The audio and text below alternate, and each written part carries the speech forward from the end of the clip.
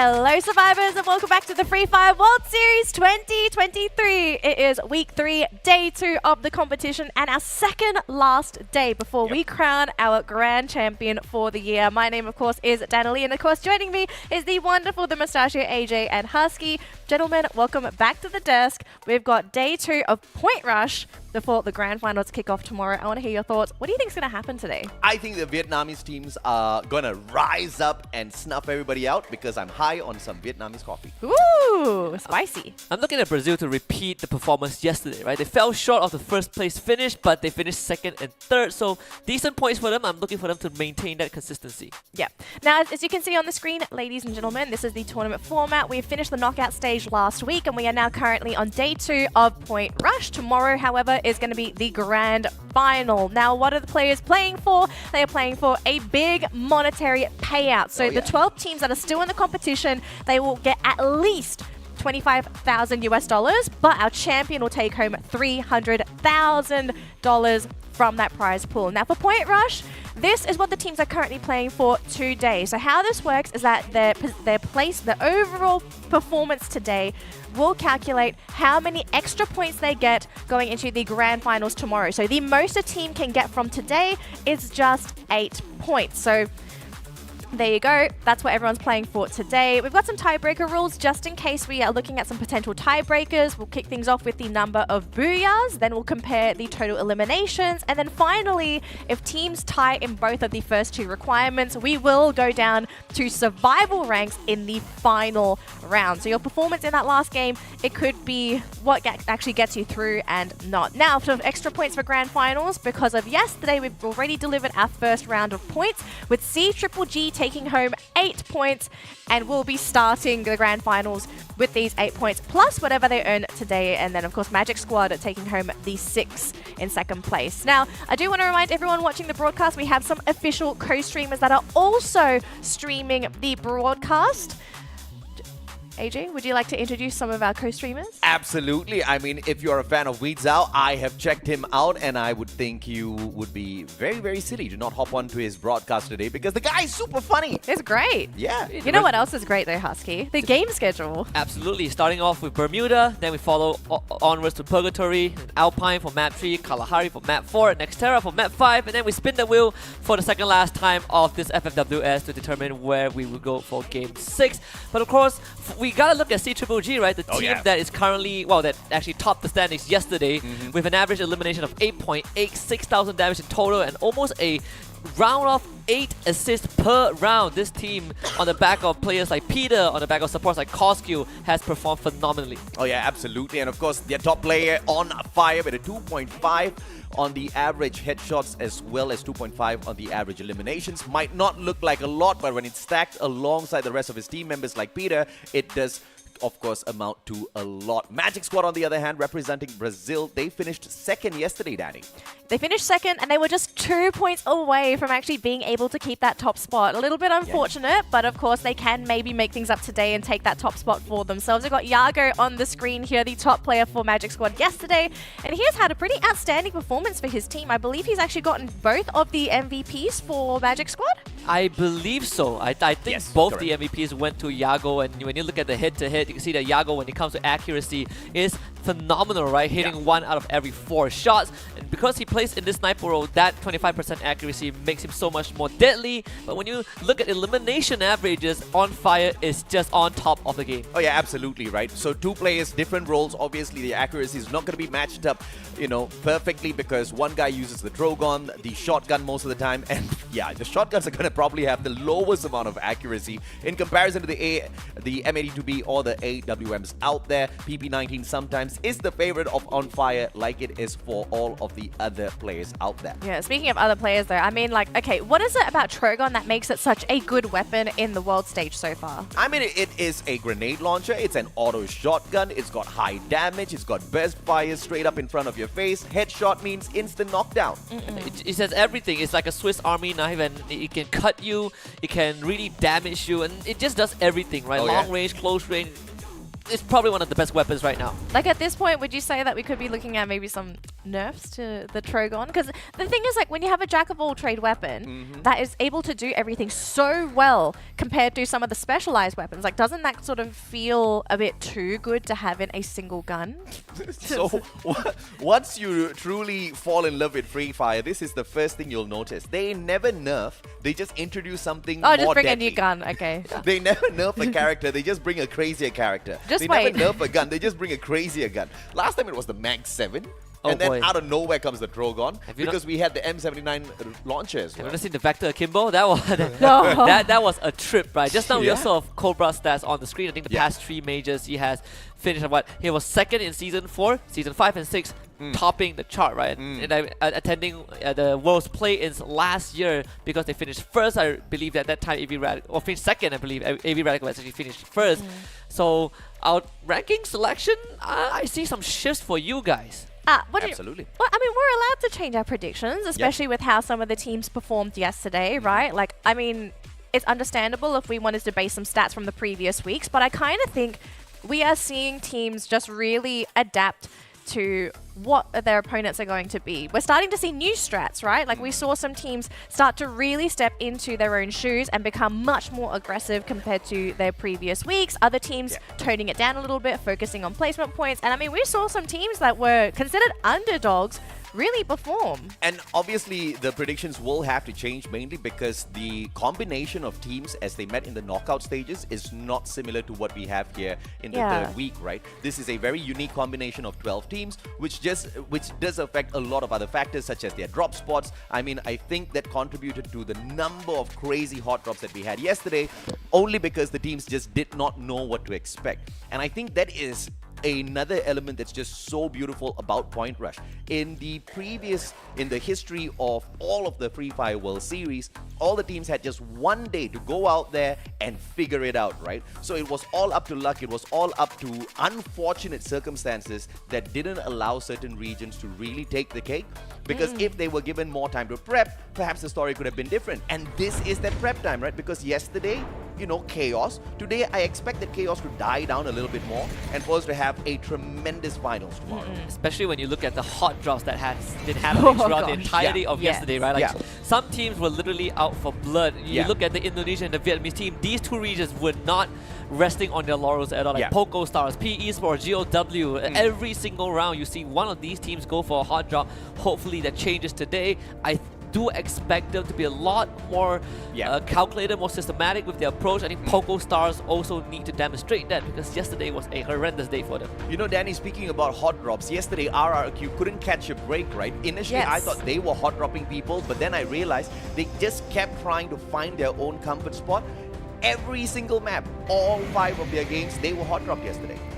So do you think actually the fact that RRQ didn't perform as well as maybe some people anticipated, it was actually because they couldn't get that freedom of movement during the early game? It was interesting. Okay. Then again, also, you know, some other teams were blessed with hot drops and they were free points for them, right? Let's just put it this way. Yesterday, just luck wasn't on their side. But today, of course, they are looking to make a little bit of difference as we kick this flight off into Bermuda. It's gonna be the first match of day number 2 of Point Rush.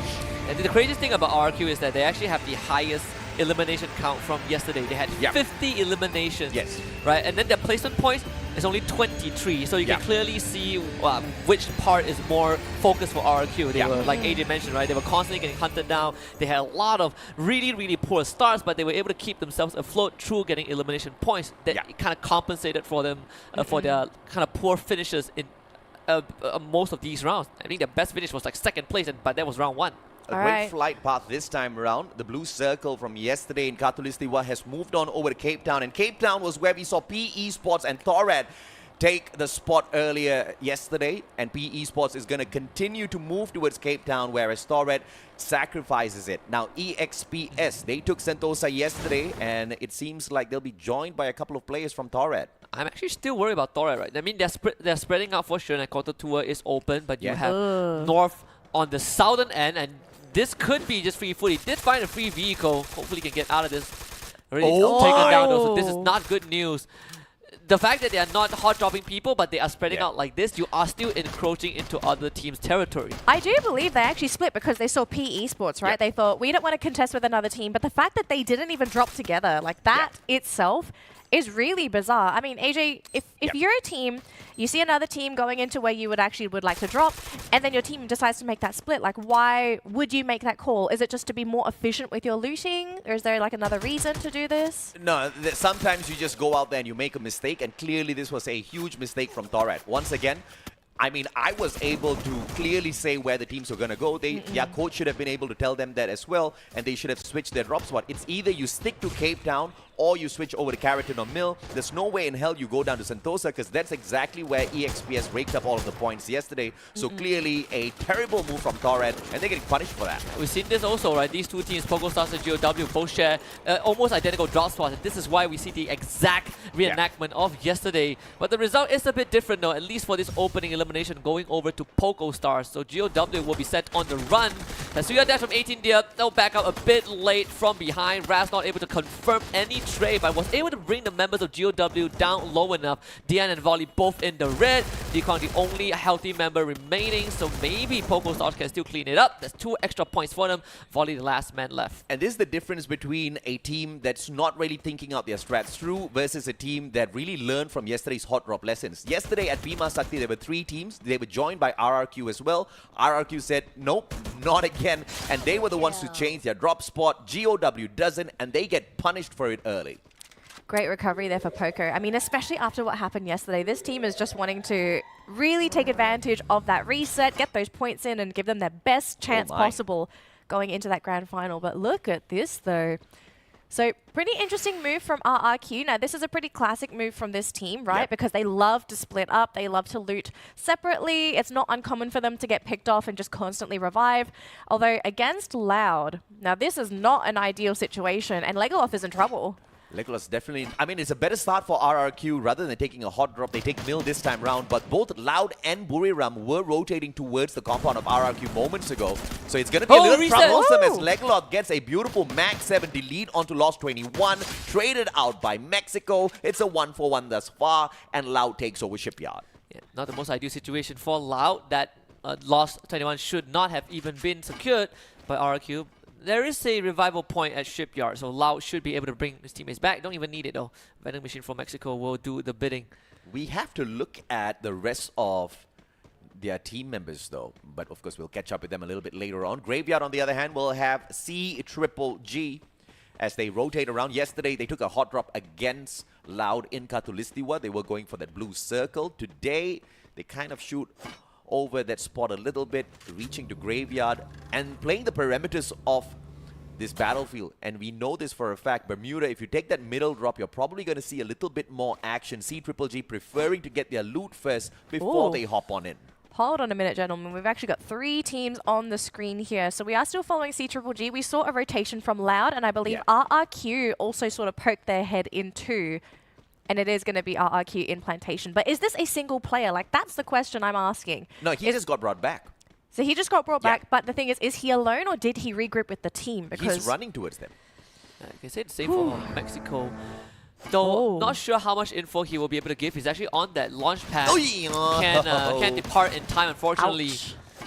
Got shut down very, very quickly by On Fire. But that is some info for the side of Lao. They will give up their sniper for now. They gotta find another vending machine to get him back. C-Triple-G ending day number 1 in the number 1 spot, which means they start off the finals tomorrow with a 8-point head start. Now, for some of you guys, you might be wondering, what? 8 points? One game can do wonders, right? But if we really take into account what yesterday looked like, that's pretty much what can happen tomorrow as well. The number 1, number 2, and number 3 spot. Like you said, Danny, at the start of the day, there was a difference of 2 points between the first 2 positions, and third place was just 6 points behind that number 1 spot. So, I mean, they are playing for the difference of 65,000 USD to 300,000 USD. Exactly. With that 8 points. So, this day of Point Rush is absolutely important, absolutely essential for whoever who wants to be champion tomorrow. This fight is very crucial for PE Sports to somehow win this out. They have a knock onto Nero courtesy. Again, the support fire from afar today is sharp. No secure just yet though. Nero unfortunately ends up crawling Ekao, getting a good nuke onto New K. That's 2 of them down already. Ekal finding Don't Cry. That's number 3 of PE Esports. Completely shut down. And unfortunately for PE Esports, this could be the end of the road unless Hong An can get to the vending machine in time.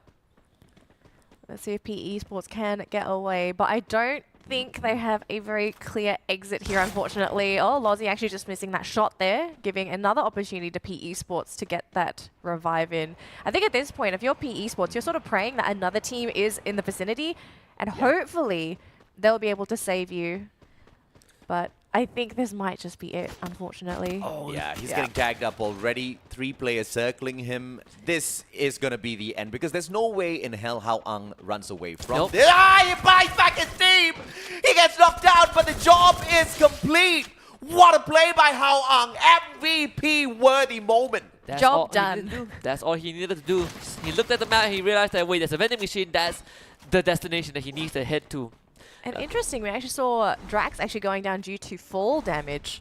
There's a triple dash from Peter. Also, Lost Anyone wants to help out, but was able to get the resuscitation in time. Drax now needs to heal back up. Here comes the Trogon. The Nay starting to connect, but both of them actually hit the edge of the glue wall, so no damage. Down cluster coming through. Lost Anyone basically taking a lot of the punishment, but Drax, he's peeking around the corner. Can they get on fire out of the way? It seems like they are able to retreat. Off-screen, Expand facing off against PE Esports. Nero taken out by Crime. The Indonesian addition to the MCPS squad. C-Triple-G, Thailand versus Brazil on the other hand. On fire, great flank.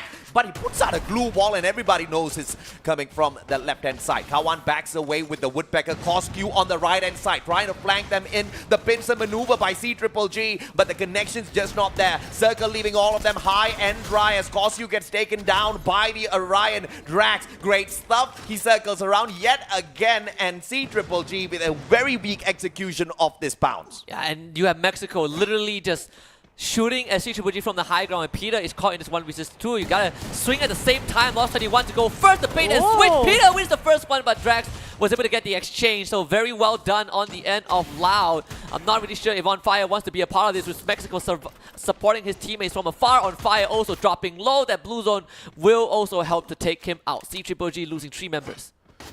C-Triple-G, it was a great idea, but the execution was just all over the place. And you can thank the A124 on the side of Loud as well for disabling them the moment they wanted to go in there for that critical strike. But now C-Triple-G, they're going for that vending machine. They want to buy their players back just like PE Esports. Can he pull a Hao Ang off? He gets there, but it's a 1v1. Drax reaches there at the same time as well. He got it! Drax! And he gets the purchase before being put down onto the ground. One more allows his team to survive. Oh man, vending machine is so important. We've seen 2 teams do that. One was PE Sports, the other one C-Triple-G.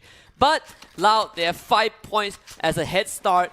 And that means that for teams like PE Sports and C-Triple-G, they gotta take some time to get their arsenal back online. And it's not easy because we are, 9 minutes in already.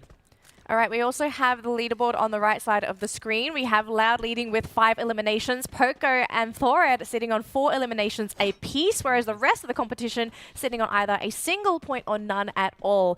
And we do have vision here of RRQ and Buriram. Now, RRQ are playing extremely sneaky here, with Legoloff actually just going right along the wall. This is exactly what Buriram wants, because RRQ, with the assistance of Expand, got rid of Buriram yesterday. So this will be sweet revenge on Bermuda itself for the 2-time world champs. In the meantime, Thorad taking the long way around. Second circle about to be the third, and the damage about to double up as well. Buriram from up top, RRQ down at the bottom.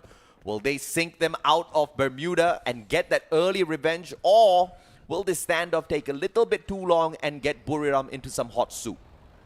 I mean, RRQ, they definitely are compromised. I think Buriram are fully aware that RRQ are on the low ground. Abe is already starting to be tagged by the BRU members. It's not going to be an easy way into the circle. Unfortunately, this low ground does not benefit them at all. And I'm sure the Dinoculus was used from up top, so they do know that within this perimeter there are 8 bodies. And they know that they only have 4, so they'll have to hunt down the rest that are under the bridge. A couple of trolls in the name of RRQ players, but look at Poco Stars! Yesterday, miserable start, but this time, pretty comfortable, at least for the time being, in the middle of the next circle. They're ready. Crossroads as well. You do have Expand near them, Yeah. Spen was hanging around Keratin, so I think it's a pretty decent place to stop by and not having to move for now. Lau able to again reconvene with one another. They have a vehicle to go for this rotate, and they have to speed it up a little bit with the circle closing in. This is circle, I believe, number 3 already, so it is going to start to hurt. You see the Dinoculus used, going for the long scout. EXPS though gotta deal with Torad. They back away, and EXPS not getting too cheeky with this, and Torad plays this one very safe, just trailing shots as they move back towards Keratin. Casper's not going to find much from that sort of a distance out of the Bison. The SMG, well built for those mid to close range engagements. A little bit longer, the Groza could have made a big difference for them, but of course, all what ifs at this point of time as Torad peels away from them towards Keratin. EXPS on the left hand side. Expand now, going to be in a lot of trouble if they get spotted. Sort of depends if Expand might be anticipating this as well. They know they're in the middle, so they should be expecting some teams to be coming within their vicinity very soon. But hang on a minute, gentlemen. We could be looking at a 3, possibly even 4-way with P Esports, unfortunately, having to try and circle around this. And Thorad might even be close enough to hear this. Peter doesn't have any grenades to work around with Husky. Yeah, and this is... He doesn't even have much glue walls, right? 3 more glue walls left, 2 more medkits. RQ have a good opportunity to really benefit from this chaos. And look at the circle. It actually favors both RQ and PocoStar. So the Indonesian teams are so far getting the circle right. Oh my. PRU basically trapped on the low ground. You have Don't Cry, who is sneaking behind him. Yeah, Don't Cry found out by is Nor. definitely crying. Unfortunate for him. He spent so long just smelling the feet of Buriram and kind of got kicked out right after. RRQ still comfortable in the next circle. C-Triple-Gs. I mean, there's way too many teams still alive at this point of time, man. There's 10 teams remaining, 36 players as well, and we're already up to our 4th circle. So we're running out of space, we're running out of compounds as well. Some of these players are still playing on that bridge, and look at this Casper being taken down by Crime. Yeah, great stuff from Crime MKS as always. So EXPS down to the last 2 members is Dew on one side, and they have not much cover to work with. Stab also trying to find some sort of a leeway of a breathing room, but it's not given any. BRU now have to take on RRQ. And Legalov, he's not doing too well. The dash forward from Jonah on the Tatsuya, supported by Wasana as they're going for the rush. Those glue walls keeping them safe. Jonah wants to back away, but ends up getting taken down instead. Abe with the knock, but Jonah will be secured at least by Peter. The kill steal from afar to get high. Ends up losing his life as C-Triple-G just basically vulturing on every single member of BRU and RRQ. It's a quad kill for Peter as this man shows up on day 2 like it has never ever rested. What the hell, Peter? What a great vulturing from up top. And now, with the LMG in hand, Kawan takes a couple of shots as well. Groza in the hands of one more. The whole team of C-Triple-G just farming from up top, and the circle is on their side. Loud doesn't want to deal with that. They move on under the bridge, and they have to deal with Thorad instead. Definitely a better opponent to go up against. Lozzy is down. Look at all the damage numbers being popped out. Lau actually losing the battle. Courtesy of C-Triple-G just absolutely stealing these points away. North is trying to make a detour. The circle actually not favoring most of these members, but they can skirt around the edges if you are members of C-Triple-G. They're all walking in a line. This just could be the butcher house for a lot of these people. Crime MKS takes the final player from EXPS out of the equation, giving them the 8th spot. Poco, 8 in deer. Snuffing out the players of Loud in a tight little corner. Peter straight into the face of trouble here. Bob's right in front of him. Peter, are you thinking this through? Mag 7 in hand. He needs to buy a lot of time for the rest of his team members, and he's facing up against the whole of Magic Squad. GU and the Drogon. Slow circle around. Good blue wall. Blocks away the damage. Another one joins him as well. And Mosque just bites the dust instantly. Man, Boston one pump with the Charge Buster, just doing magic. And Peter is going to receive a lot of pressure right now. It's a 1 versus 3 against the members of Magic Squad. But Peter, look at that fancy footwork. He is juking everyone. Finally gets boxed in by GU, and Peter still wins that one. You cannot take on Peter alone. You need to bring help. And Magic Squad now finds themselves boxed out of this area. Yago getting pressured from another angle. Fights MKS will be popped. The song that does not save him, Poco Stars, have already fizzled out. I mean, if Peter's not the MVP of the Free Fire World Series Bangkok 2023, I don't know what to say, man. This guy's on fire, and he's still gonna be a little bit tortured He's still because there. outside the circle, Behind! backstab! Peter! Peter once again, Yago down on the ground. One more player from the side of Magic Squad. Can Peter handle him? Yes, he does. Yago back down on the ground as Lozzie takes Axel out of the equation. Mexico finally takes North out, but Peter's alive and kicking. Thoret snuffs out the players of Expand out in the 5th spot. Man, the Indonesia Thor at 15 eliminations. And look at Peter. He is still kicking. This man is undying. You cannot take him out.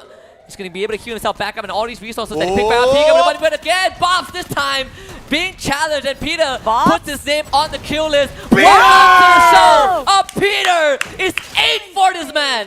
Peter was born to play a good game of Free Fire. Now from up top, Peter the only Oh, one. they don't see it! Snipe! Snipe from Peter, but the good glue wall. No more grenades to play around Here he with. comes. Peter takes the fall damage, 68 HP. One glue wall in front of him. Ice grenade's gonna be laid out first. Peter with an AWM in hand, Drogon as well, but Lozzie puts the end to him. Thoret wraps up with a total of 19 eliminations and the booyah. But what an opening game for the second day of Point Rush. If there was a team that actually wanted to really pick up their play today, it had to have been Thoret. This team has been in the middle of the pack yesterday. They must be so happy to secure that booyah, especially with how chaotic those last 2 circles were. Oh, yeah. We had fights happening on the bridge, under the bridge. We had Expand at the other end, fighting in the compound against EXPS. Absolutely insane way to start the day here on Bermuda. But I think for Thoret, this has to be an amazing, emotional, and also confidence boost for this team, because yesterday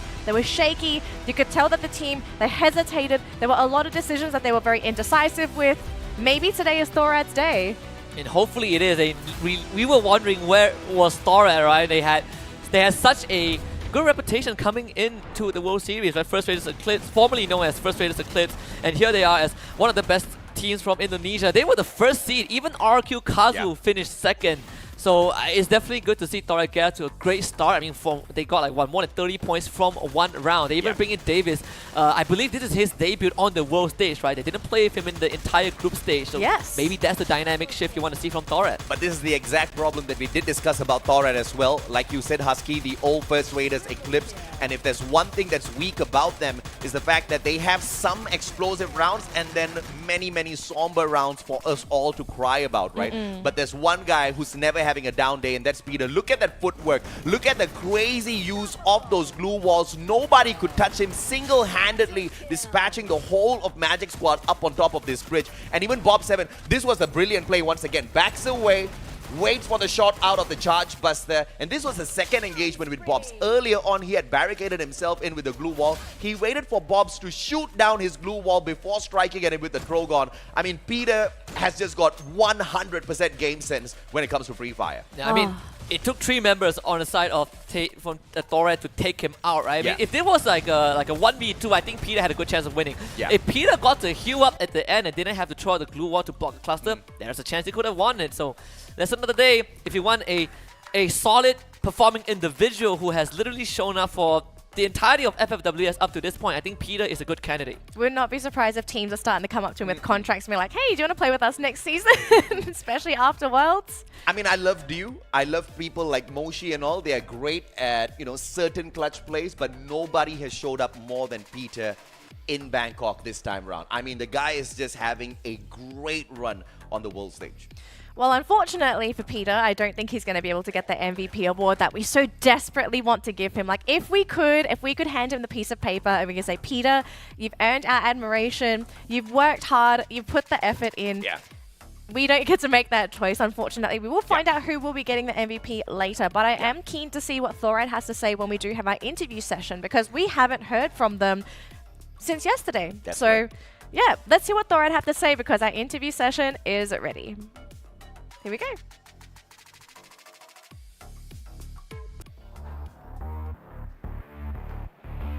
Hello gamers, it's day 2 of the Point Rush stage and you're here with me, your host on Patira as always, as we're kicking off with the first winner. And now join us for a chat on the thrilling moments and the strategy behind the early success. Welcome and congratulations to Thoret! Hello. Congratulations! First booyah of the day and first booyah in the Point Rush stage as well. Are you confident that Indonesia team can defeat Thailand team in Free Fire World Series 2023? And what is your plan?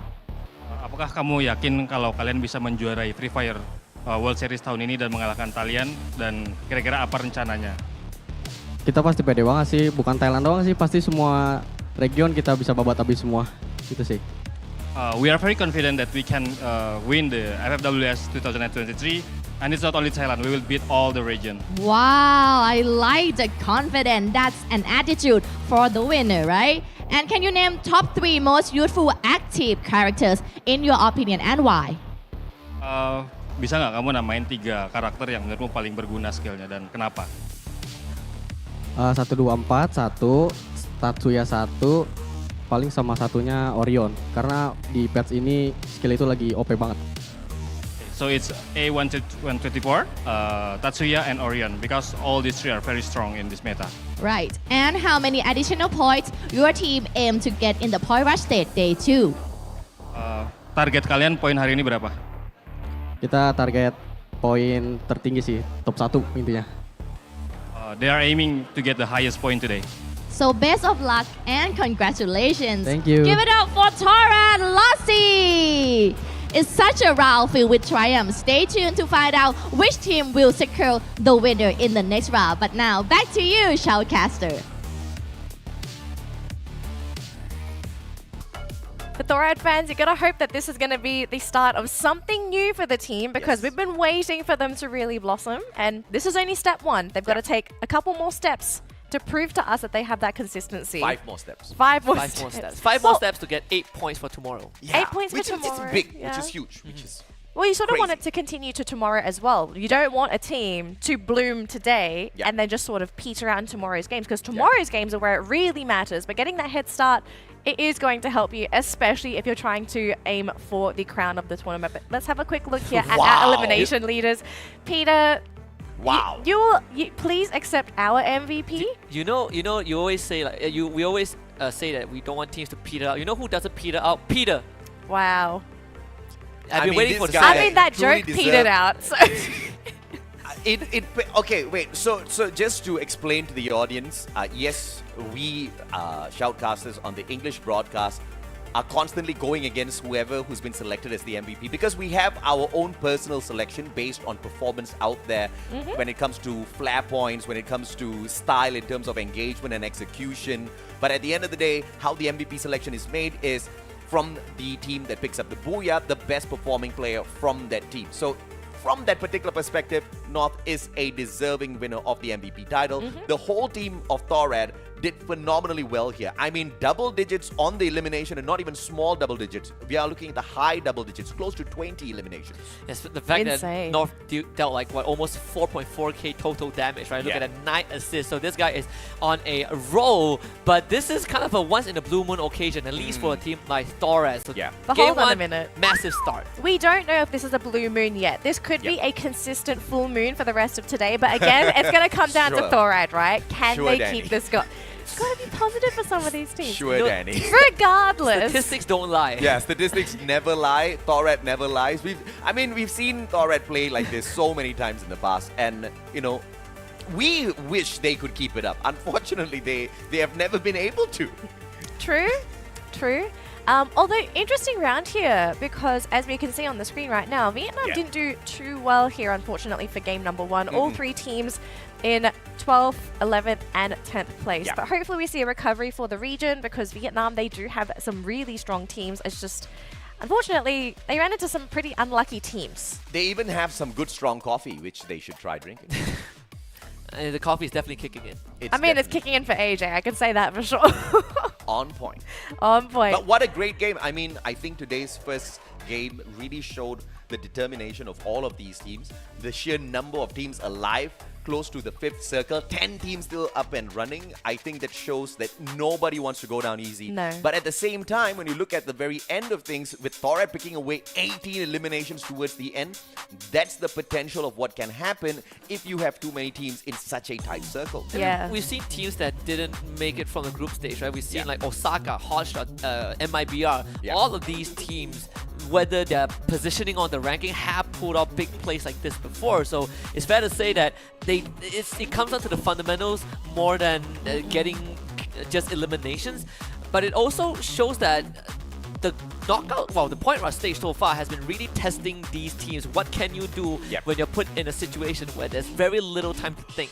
You have to act on your feet. I think Tora demonstrated it very well in round 1. And I think another unique feature to Point Rush is that if some teams want to try something different, I actually think Point Rush is a safe system to allow this, to play a different style, to maybe explore something you've never explored before in an official format. Getting official practice is really difficult because you don't know in scrims whether your opponents are trying, if they are trying something new, and whether that practice is going to be beneficial at all moving forward. Now, speaking of moving forward, we are going to be jumping into Purgatory next. This is going to be our next map. Who do we think are going to be the prime targets on Purgatory? Our top teams that their opponents are going to have to put targets on their backs.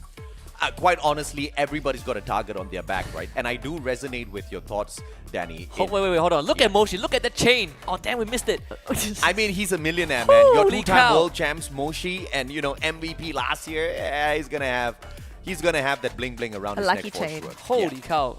Man, even Drake's chain ain't that big. Now, I totally forgot the point that I was gonna make. What were you saying before?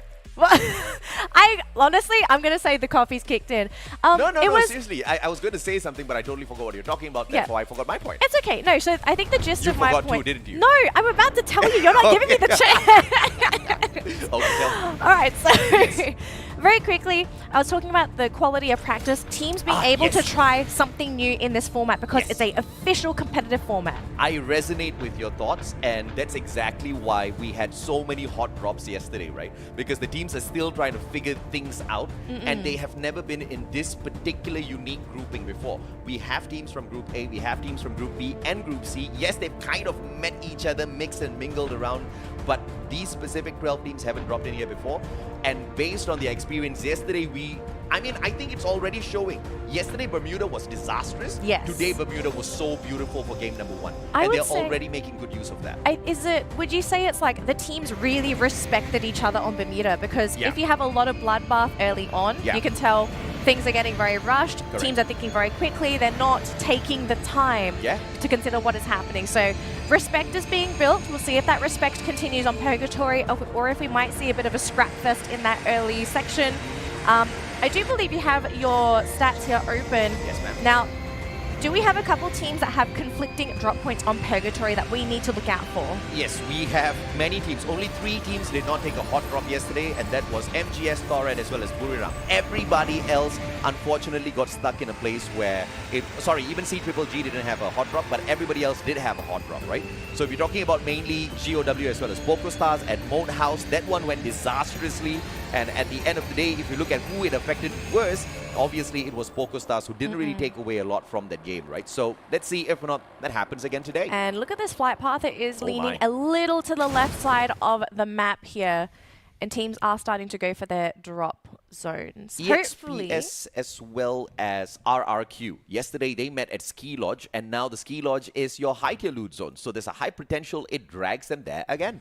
Depends on which member runs the Falco, right? This is the few times that it would be a bit more useful, but this flight path is not kind to a lot of people, especially if you want to go to Ski Lodge like RRQ. Look at that, they're switching their drop zone. Yep. You can say the same about CGGG, they're not going, well, they actually are going down, but instead of going to Central, they're dropping at Lumber Mill. So there is a bit of a change, and Abe is going to quickly find out that there's a different team at Lumber Mill, so RRQ gets to adjust. But the two Vietnamese teams, PE Sports and WAG, they might run into each other. This is exactly what happened yesterday, and this is where they say sometimes some people just don't learn.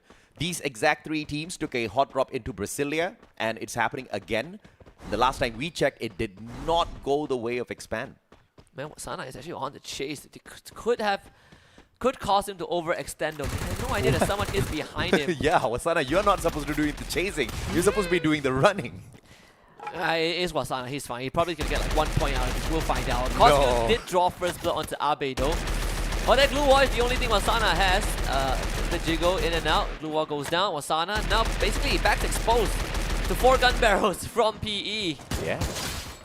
I mean, I like the bravado. He was literally chasing down one guy from PE whilst being hunted down by 3 others, right? So that's confidence if you haven't seen some. Raz, on the other hand, will be shut down by Lozzie on the opposite side after Ekal does 90% of the work. That's exactly what you call teamwork. That's actually a lot of action from the Indonesian teams as well. We're seeing Oh, Thorad, yeah. we saw RRQ losing one of their players. The revive did come back. We do have a right-leaning circle, so teams on the eastern side will need to make their way over to the right. Although we could still potentially see a water circle, we will have to see what happens for the next zone. But EXPS are actually heading over to Ski Lodge, and this could be problematic, Husky. Yeah, and I think EXPS still wants to go for the high tier loot zone. Yes. I mean, at least they only have one, in this case, Caramel. I believe Thorad is also nearby. And I think one thing about Thorad is also, we talk about them bringing Davis in for the first time. And that also means that the captain is not playing with the team. Oh! And that almost became a vehicular manslaughter case. David's trying to go for 18 deer, catches him mid-air. It's an easy point for Thorad. And they might find more at Ski Lodge. Yeah, great play from the guy. Brings the vehicle, smashes down the glue wall, hits 18 deer to the side. Oh. Tatsuya bursts through the other door. Faiz is alone. You need great map awareness for that. Davids finds another one, and a 1v2. Davids picks up yet another one for himself. And perhaps this is what is bringing Thorad all of that victory. Davids is on fire. I mean, by taking out Poco Stars as well. So, I mean, as much as we say Poco Star had a decent game 1, game 2 completely going down the drains. Caramel is now completely alone. So his teammates are coming though, but they gotta arrive a bit faster. Lozzy taking some time. That shot from Caramel would have been deadly, but stop will find Lozzy from behind. And Thorad finds himself basically trapped in between the members of EXPS. Caramel, Davids thinks that he has caught a sniper player. He did, but the guy also has a Trogon in hand. Caramel backs away. Opportunity, good glue wall by Davids. Put on some shoes, boy. Jumps around, Trogon, spots it out, F1887, gets a knock, but Caramel will find the drop on him. And that's exactly what happens when you get a little bit too cheeky. Yeah, the differences in weapon as well. Yeah. If Davies doesn't find a knock, he is never going to win that. Oh, yeah. I believe EXPS got 3 points out of that, so it means that Thorad is left with just one man. Very unfortunate, because we've just had Poco get eliminated, Thorad with only one player left. Very 2 players, alright. 2 players, so a bit of a crippled team at this point of time. But we do see Buriram, pretty open field so far, not really running into anybody, so we'll just have to see whether it will be a quiet game for Buriram. Maybe we can check them out later on. But they got a pretty easy macro game. Looks like Thorad does manage to get Egal back into that game, so they will have 3 players moving forward. Hopefully they can find a revival point to pick up that 4th. But there we go. Yeah. Full buyback. All right, Thorad is back to full. BRU having a very smooth rotation so far. They just scan the compound with the binoculars, sees no one there, so they're going to move towards that particular location. Can't say the same for EXPS though, they are very much split. Oh no, they might lose David here. I think Buriram turn should have back. spotted him. He has He was no going the right way? idea. Okay, thank Oh, they don't know. I think they didn't see him. Oh, one more just drove away. Oh, this man. Super lucky. What a lucky man. He finds Famas out in the open as well, so great for that mid to long range engagement. And we know he'll make good use of that. Triple G on the other hand, straight in towards campsite. Thorad gets a good scan. Smart placement of the binoculars, and one more's going to go in there for the hunt. Yeah, they found him. It's going to be a very, very long flank though. They find a bonus? Probably not. But Lozzy, well, you're on your own, buddy. Peter is coming for you. Literally 3 vehicles. I mean, what do you do as Lozzy? Probably try and find at least one trade. And that's why the binoculars is so broken, man. I mean, it instantly gives away that information of your opponents to not just you, but the rest of your team members. And they swarm around him. Lozzy caught out. He barricades himself in just to waste their bullets, but it doesn't really work. 2 Trogon straight up against him. That's about it. I think Star also just saw Ekal driving. Oh my send goodness. out the UAV. Well, to the other side just to make sure that their 6s are checked. TR gets to walk out of that freely, but Triple G, they have just turned up the heat. Uh-oh. Driving in, UAV sent towards EXPS. Casper in a lot of trouble. Stop outside the blue. He's gonna get caught by Peter. Drogon, they knock down his glue wall. Stop really low on that HP, and Peter will find that backstab as he flanks around the right-hand side. Triple G sneaks one away from EXPS, and they cannot stop and fight. They choose to run away. Hold on a minute. Looks like we've got 3 teams in this skirmish here. Buriram now stuck with 2 players. Esports in the fray.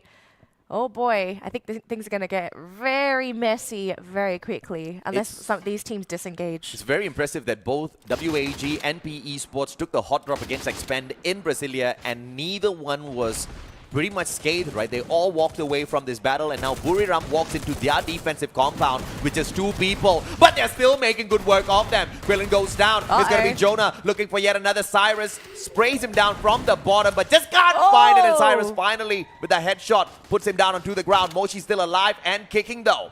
A valiant attempt from Jonah. It was like 1v3 rush, so there's a very little chance he survived that, but Moshi is already gone, long gone to get his team back, and now we finally get to see a potential final showdown between WAG and PE.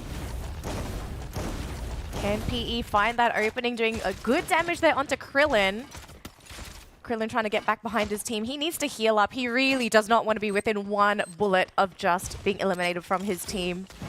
Can't quite flank him out though, so it's going to be up to PE if they can break through or if they leave with a truce. The team looks like it's half-half, like they don't want to fully commit into this at all. Yeah, because WAG got tagged up with the A124, which means no active, no passive skills. They have to back away. So they're playing super defense, erecting all of those glue walls, keeping PE Sports out of their compound, and they're just waiting for the timing, because the moment that wears off, and it already has, they're about to go in for the attack. In the meantime, though, we did see Caramel off-screen getting eliminated by CGG, so we do have 2 big contenders going up against each other. And oh no, Ekal getting spotted. And David on the other side of the map being eliminated as well, but EXPS managing to revive 2 players. They managed to bring back a couple bodies to hopefully keep them in this game, but CGG running right past a couple of players here from EXPS. If EXP they can't recover here, I think this might just be it for their late game. CGG is shooting an action movie so far. They are putting out all of the stunts with their vehicles. 5 points already in the bag. We are like almost 9 minutes in, and look at this circle. It is definitely one of the easier ones to work with. CGG are in a great position to eventually take control of the center. Oh, look at the eastern side though. We are actually seeing WAG still going up against Buriram, but Buriram trying to spread out. They've only got 2 active players left. Do not want to engage a full team. They took a revive there, and they back away from that encounter. The rest of CGG still as aggressive as ever as they spot out Expand from across the battlefield. Safe inside the circle. They don't really need to do much except continue picking up all of the loot, and they drop by the bunker to see exactly what sort of upgrades they can get. I mean, they're just on a roaming spree right now, trying to tickle whoever they can find. And CGG, I believe, saw Expand on the far end. EXPS spread out and very much crippled. Expand gets to avoid any sort of confrontation for now, but there is Torat on campsite. Torat, unfortunately, are busy dealing with RRQ. A bit of a fancy footwork coming out from Lozzy. Can't get it far enough away from RRQ, though. Just will claim that. Another player from Thorad going down. Unfortunate for Thorad, this is really just a case of them playing, like the rabbit running from the hunter. This is typical Thorad, and this is exactly what we were talking about earlier on, and exactly why I said let's not expect those big rounds from them every single game, right? Because yeah, we're kind of used to this already. Look at that circle. CGG got to be super happy with this, and even Expand in a really good position. RRQ, though, towards the south are going to have to deal with Magic Squad. Can they get rid of the Brazilian team there? Because Magic Squad have proven before that they are amazing in CQC. I mean, GU just completely blast through the extra shield from the Sonia, so that's already 1 down. And look at all the glue walls being put out in tandem, just layering it perfectly to make full use of the defense. Yes, they still need a bit of space, though. They are taking a couple of pots just from the members of RRQ. GU completely backs off, and Bustin does the same. They're going to facilitate each other's escape, but unfortunately, Bobs catches a bullet in the skull, so that's going to slow down the tempo a little bit. Bustin arrives to help him out. But the revive is going to be there, though, as Legolov gets revived, and Bustin tries to shoot him out of the sky as MGS looking for an extra point. PE Sports approaching from the back as well as Magic Squad gets pinched by RRQ. Has his eyes on Legolov. Here comes Don't Cry as well. UK pushes forth, and he's got the treatment sniper for that backup, but Abe gets sprayed down, and Hao Ang does get the confirmation stolen away. Hao Ang now with the drop onto Duds. Legolov taken away, and it is Magic Squad to steal that point away from PE Sports, but RRQ getting toasted between the 2 of them. The hunters become the hunted. Yeah, MGS is about to take care of the rest of them. PE Sports taking majority of the eliminations, they're actually wiping out RRQ. And Magic saving Squad. Magic Squad as well, Yeah. right? RRQ, Yeah. they were so busy zoning out Magic Squad. If that pincer maneuver didn't happen, the squad would have been able to survive. But now it's going to come down to whether or not EXPS can actually zone out Magic Squad. Up north, though, we've got two teams going head-to-head, and we've got CGGG waiting in the wings when this skirmish finishes. Can Loud break through God of Wolf? This is an equal fight because Loud is the better team when it comes to the mechanical skills, but the circle pressuring the Brazilian squad. Izagot on the right-hand side. One player down on the ground. Mexico couldn't go in for the save. Lost 81 taken on Izagot. This is a equal 50-50 battle, but he gets tagged up by D Kwang halfway through first. D Kwang 50% on that HP. Lost 21 goes for the chase. Izagot uses the Tatsuya to get into a safer position and goes to the circle as well. Mexico way too far away to give them any sort of backup, and GOW maintains the advantage against the Brazilians. Oh, what a tactical retreat from GOW as well. They are really making sure that they get to move closer to the circle without compromising too much of their position. WAG! Can't say the same about Cyrus though, unfortunately picked up in the skies by BRU. Nero tries to win this as PE Esports also comes in to grab a couple of eliminations, and that is going to be the death of WAG. Yeah, PE Sports on fire this time around. They are cleaning up everybody they meet halfway through as they look for that next circle. It's 9 more seconds and they gotta start moving. Halfway through this land, they will have to fight Buriram for a safer spot in the next zone. And Buriram should be able to pick up the pieces. A couple of extra points waiting for them. It's gonna be It's Drax just out Drax. into the blue. Bye, Drax.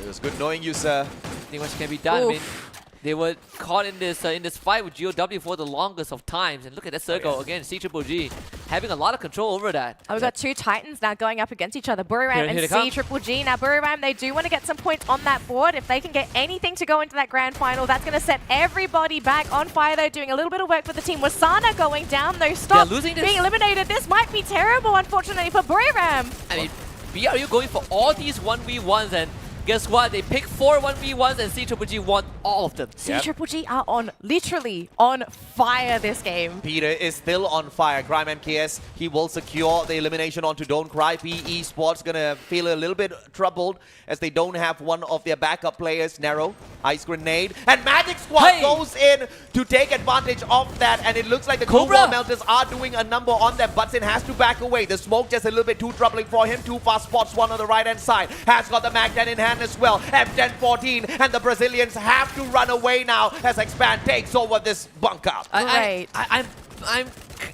inclined to believe that smoke was thrown by Expand because that covered Cobra's escape route and allowed them to come in for the collapse onto MGS. One of the few times you see that smoke grenade really put to good use by Expand.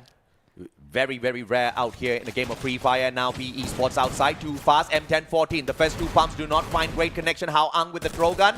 Bison in the hands of UK. Good glue wall. And here comes the rest of the players of Expand. Just teasing out PE Sports. They know the circle is on their side. Butson wants to get in as well, but he gets taken out by Dew from across the battlefield. UK has to back away with the rest of his team members, and Expand keeps their defensive spot. But to what use? Because the circle moving away, and now they are at a disadvantage. I have to start running though. This is not going to be easy. Stop does get picked up by On Fire. Look at CGGG. They're splitting in this 2-2 formation, guarding both edges of the circle.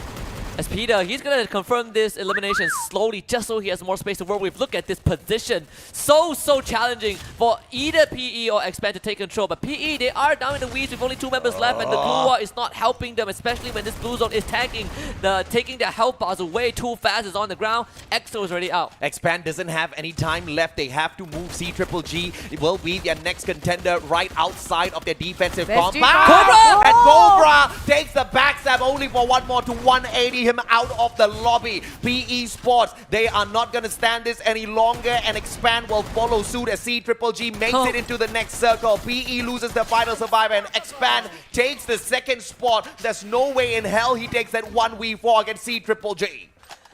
A valiant attempt from Expand. They knew exactly what they needed to do. Cobra making the right decision, but not winning the fight. And it is completely fine, right? You need to take this risk. CGGG, what else can we say? Probably one of the best teams we have so far, man. It is fair to put them on par with Buriram at this point. We could be looking at a new Kings, and I would not put it past CGGG. You flex it, Peter. This guy deserves it. By now, he should have had 6 MVPs and winning the 10,000 USD hands down. But I know he hasn't given up just yet. It is very evident from his gameplay, Danny.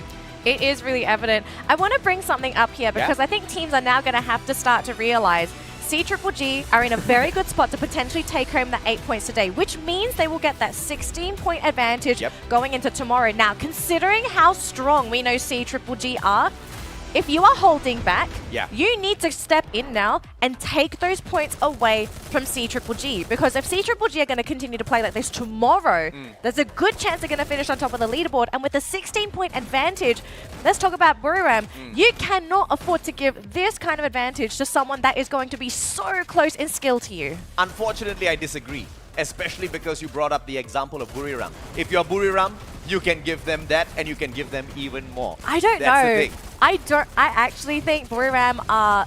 I think they're kind of holding back here. I think they are saving some strats. Yes. But I mean, not fully saving strats. I think they are holding back. But I think we are expecting too much from this team. I actually think that's what's happening. Yeah, I actually think we are overestimating what this team can potentially do tomorrow. I mean, I wouldn't say that it's just Buriram that's not performing, right? You gotta look at Titans like Magic Squad, EXPS barely picking up eliminations, and you see, you know, PE Sports picking up the 12, Thorat picking up the 18 earlier, and C Triple G ripping apart everybody this time around. I mean, I don't want to take anything away from their success, but I also want to say that some of the bigger teams are just waiting for their opportune moment to strike, and today's not the day just yet. You know, when you brought up a good point, an excellent point, Danny, that some of these teams are using the first 2 days of Point Rush as a litmus test to see what can work, what cannot work. The Titans, that's exactly what they're focusing on. They want to see what can work, how these teams are rotating, how are they playing their aggressive plays, and they will play their counter tomorrow. I know that for sure.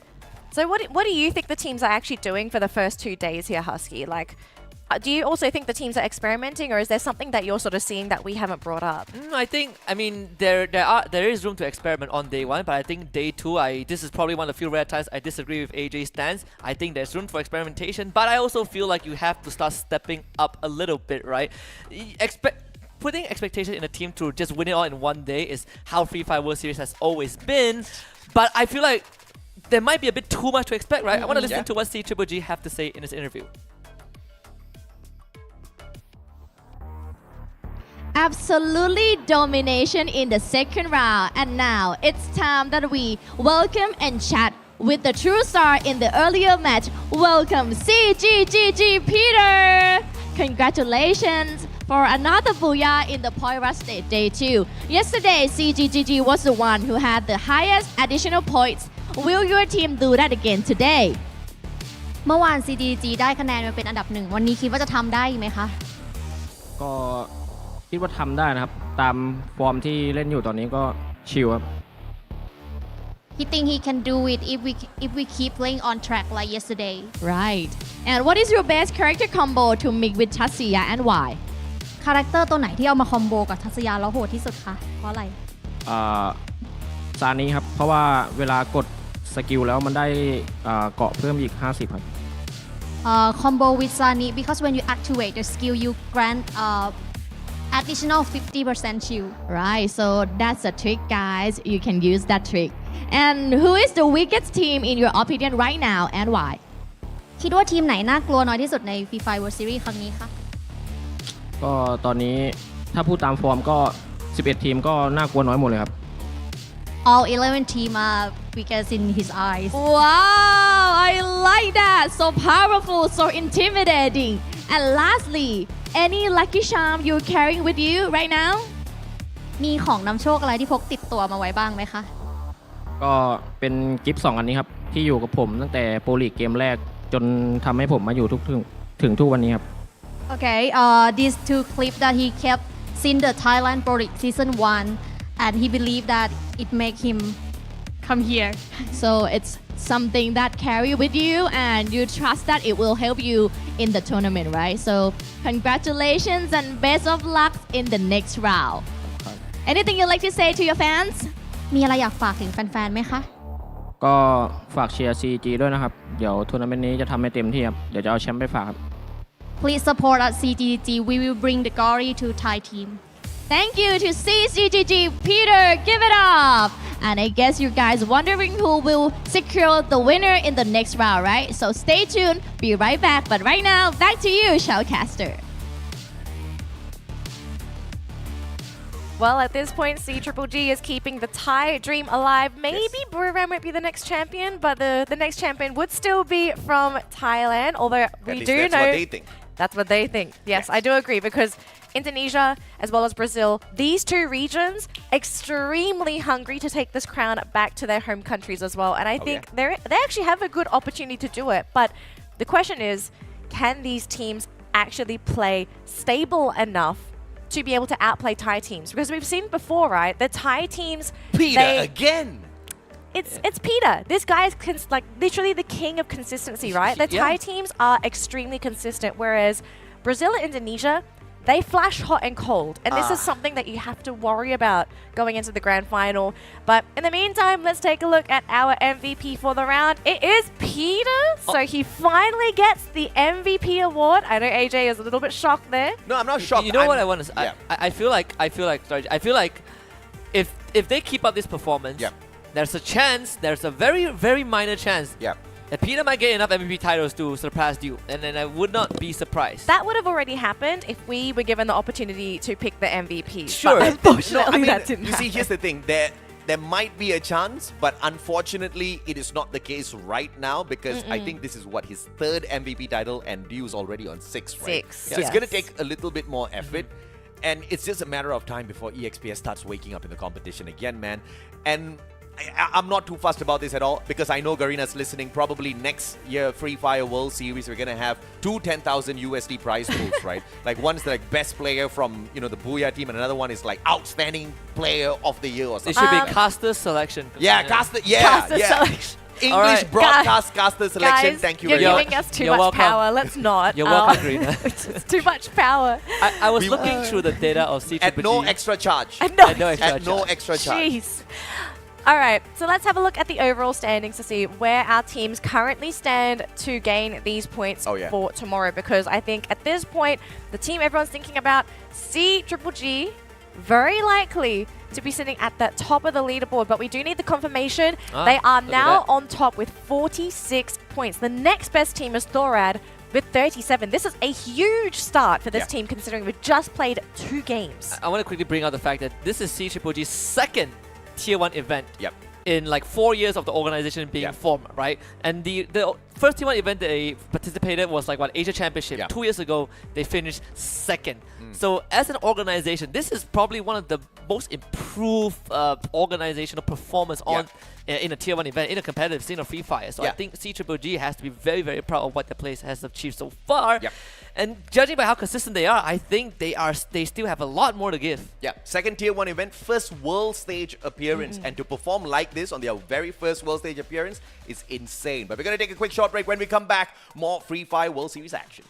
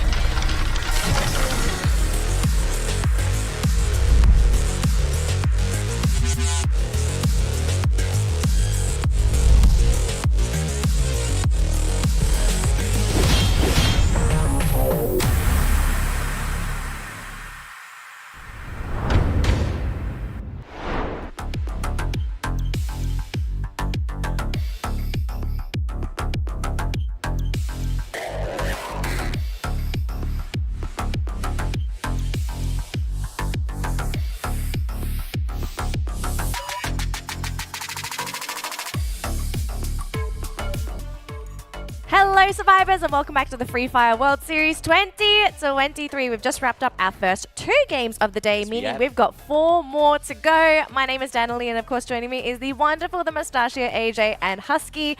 Our next map for today is going to be Alpine, and we do know a couple teams enjoy this map, want to get some points on this map, but can they? And also at the same time, can anybody challenge C-Triple-G? Because this was the team that came out very quickly yesterday, swiped the 8 points from themselves, and are now leading with, I believe, 11 points over second place, which is Thorad. And the chance of C-Triple-G taking 16 points head start into the grand final is really high. So if someone doesn't put a target on their back now, I actually think that this team could run away with everything. Yeah, I actually wanted to add on to that, right? Because when we did kind of agree that 16 points is not too big of a deal, but if you put it in a scenario where you have a team that is just so darn consistent and they get that 16 points, it's a completely different ballgame, right? They could 16 points is like almost a booyah round. Yes, and I think in the hands of a team like C-Triple-G in this scenario who are already that consistent, they could just run away with it, right? You get such a good cushion for them. But I also want to look at the head-to-head between these two, man. Bobs, 7 and Dew. Obviously, Dew are the current MVP title holder, but Bobs is also not someone that you want to mess with, right? I think the numbers don't do them complete justice because Bobs plays a slightly different role compared to Dew. In comparison to the individual performance, Dew just has a lot more moments where he is kind of 1v2ing, 1v3ing his enemies. Yeah, I kind of noticed this all throughout the world stage. We have just been comparing 2 different roles, so the numbers are definitely not going to match up each and every single time. You're going to see a little bit of disparity there. So it may look like Bobs is the weaker player, but in a CQC, Bob's going to walk away with the elimination. And Dew, I think as well, we have to consider that Dew is playing a role that gets a lot of support, right? You've got your team in front of you. You're generally protected. Correct. And so you're going to get the damage in. You should get the headshots. You should get the accuracy in. So like it's very easy for Dew's stats to look fantastic. And he's a sniper. I mean, you don't spam your shots. You're not like Bob's running around with a shotgun. And once again, the shotgun accuracy is the lowest in any game of shooters. And obviously, the sniper is going to be... Well, if you've got good aim, it's going to be at an all-time high. Well, I mean, that's how it should be. Like, if you can't aim, like, why are you sniping? So? Look at the guy with his diamond Moshi play. That is crazy. Yes. I do not believe that I've seen any pro player across any other title that is successful, is accomplished, and has a chain like that. The guy wears it on his chest, literally. And that's why you got to play Free Fire if you're a competitive player. That is crazy. I mean, the place has a cool drip. Oh god, heck yes. Definitely. So anyway, sorry. Actually, I want to touch on one point as well, right? So earlier, Husky disagreed with me. Here's the weird thing. For the first time in the history of Free Fire, I agree with Husky and his disagreement because it really could go either way. The 16 points, if picked up by C-Triple-G, could make a world of difference from maybe 4th spot to becoming champions. At the same time, we know there's so much of quality in some of these teams who are not waking up. You're talking about Magic Squad, EXPS, Buriram, who could do so much of damage out there but are still asleep. And the whole world of difference could be made in just the single game that starts off at Bermuda tomorrow. It could be, right? We really don't know until the games kick off tomorrow. So we'll have to see what happens. In the meantime, though, we will be focusing on our 3rd match for today. We are going to be loading our players into the aircraft and flying into Alpine for game number 3. Is anyone going to be able to challenge C-Triple-G and maybe even dethrone them this round? Because unless someone does it really soon, C-Triple-G could very likely run away with 16 points going into the grand final. That's going to be kicking off tomorrow on our Sunday Championship Day. Alpine, here we go. What's his flight path going to be, and who is it going to benefit the most? 3 hot drops yesterday at Malaysia between Loud and WAG, EXPS Matt Boko at Rivermouth, and Basecamp shed a hot drop between GOW as well as RRQ Kazu, and a very decent flight path might just set us up for a couple of hot drops once again if teams have not learned their lessons. Now, assuming we follow your chart here, AJ, this high-tier loot zone is going to be so good for Buriram. That is correct. Nobody contested them yesterday. But it looks like Thorad, they are flying into Garrison. No, they're flying into Garrison. I don't think they will. So Buriram is going to get free high-tier loot, which I think is actually scary. This is going to actually make them a very big threat moving forward. And this is just gifted by the game because, like you said, this is exactly where they dropped in yesterday, and the blue circle is now gifted to them for free. They just go back to a spot where they are very comfortable on to take the fight later in the game. But Malaysia is going to be found by WAG and Loud, and I absolutely disagree with WAG doing this, because Malaysia is the kind of place where you're going to find a lot of weapons, and it's the kind of area where you want to go to mid to end part of the game because of how much of advantage you can give away to the other teams, looking at the high ground that they've got there, right? And Loud clearly wanting all of that high-level skirmish, but they're going to be on the receiving end, unfortunately. So WAG taking a negative and turning it into a huge positive for themselves. Kawan at least was able to get Cyrus down, but they need to get a lot more done than just that. It's between him and Drax. He's going to get the Sonya, no reset for Dolphin, so at least Drax gets something, but I think you need to start evacuating Kawan right now because GOW is showing up, and if Kawan doesn't get out of here, there's a huge chance that Lau gets knocked out first. Drax is already down, there's not much time left. Kawan, I feel like he's caught in a very, very tough position. Yesterday, it was Loud that took the victory away from WAG. WAG walked out of the lobby with only 5 points thanks to that early skirmish and that hot drop. But now they are the victors. But with GOW visiting Malaysia as well, this looks like it's going to be a tad bit risky for WAG. That also gives an opener for Kawan to get a little bit further before Cyrus puts him down and out of the round. There's nothing they can do. I mean, the UAV actually scanned him, I believe, from WAG. But there is an X factor that I think we haven't really considered. If we look into tomorrow, right, we said that, if CGG gets 16 points, there's a huge chance they ran away with this, and there's a lot of expectations for teams like BRU. But you also have to look at teams like PE, RRQ, right, and like WAG. There's a chance they just go ballistic and start hot dropping you. That could alter the outcome of a single match. 50-50, Husky, because, hot drops don't necessarily go your way, especially if you're going to hot drop a bigger team, and if they take away the first initial knockdowns, then you're going to give them a huge boost on a day where points matter the most. Not saying that points do not matter today because of your head start points, but tomorrow, obviously, you keep each and every single point that you collect from those lobbies. Every point counts, especially for the teams that are going to struggle to get those points tomorrow as well. So if they can get it now, that'll be great. Although Abe not going to be in a great spot as he does get sniped down and eliminated by Don't Cry. So that's another point going in the way of PE Sports, who did have a bit of a struggle earlier today. So kick things off with 5 eliminations. That's going to be great. 5 points on the board, but can they get those placement points? RRQ manages to get to a vending machine, and once again, man, they start off the day with hot drops, and things haven't changed all that too much. So the coach of RRQ really needs to sit down in a room all by himself and think about his decisions here, because the team should be able to avoid the other squads like a plague this time. Well, that's the dream at least. I mean, they should. Everybody else is able to do it.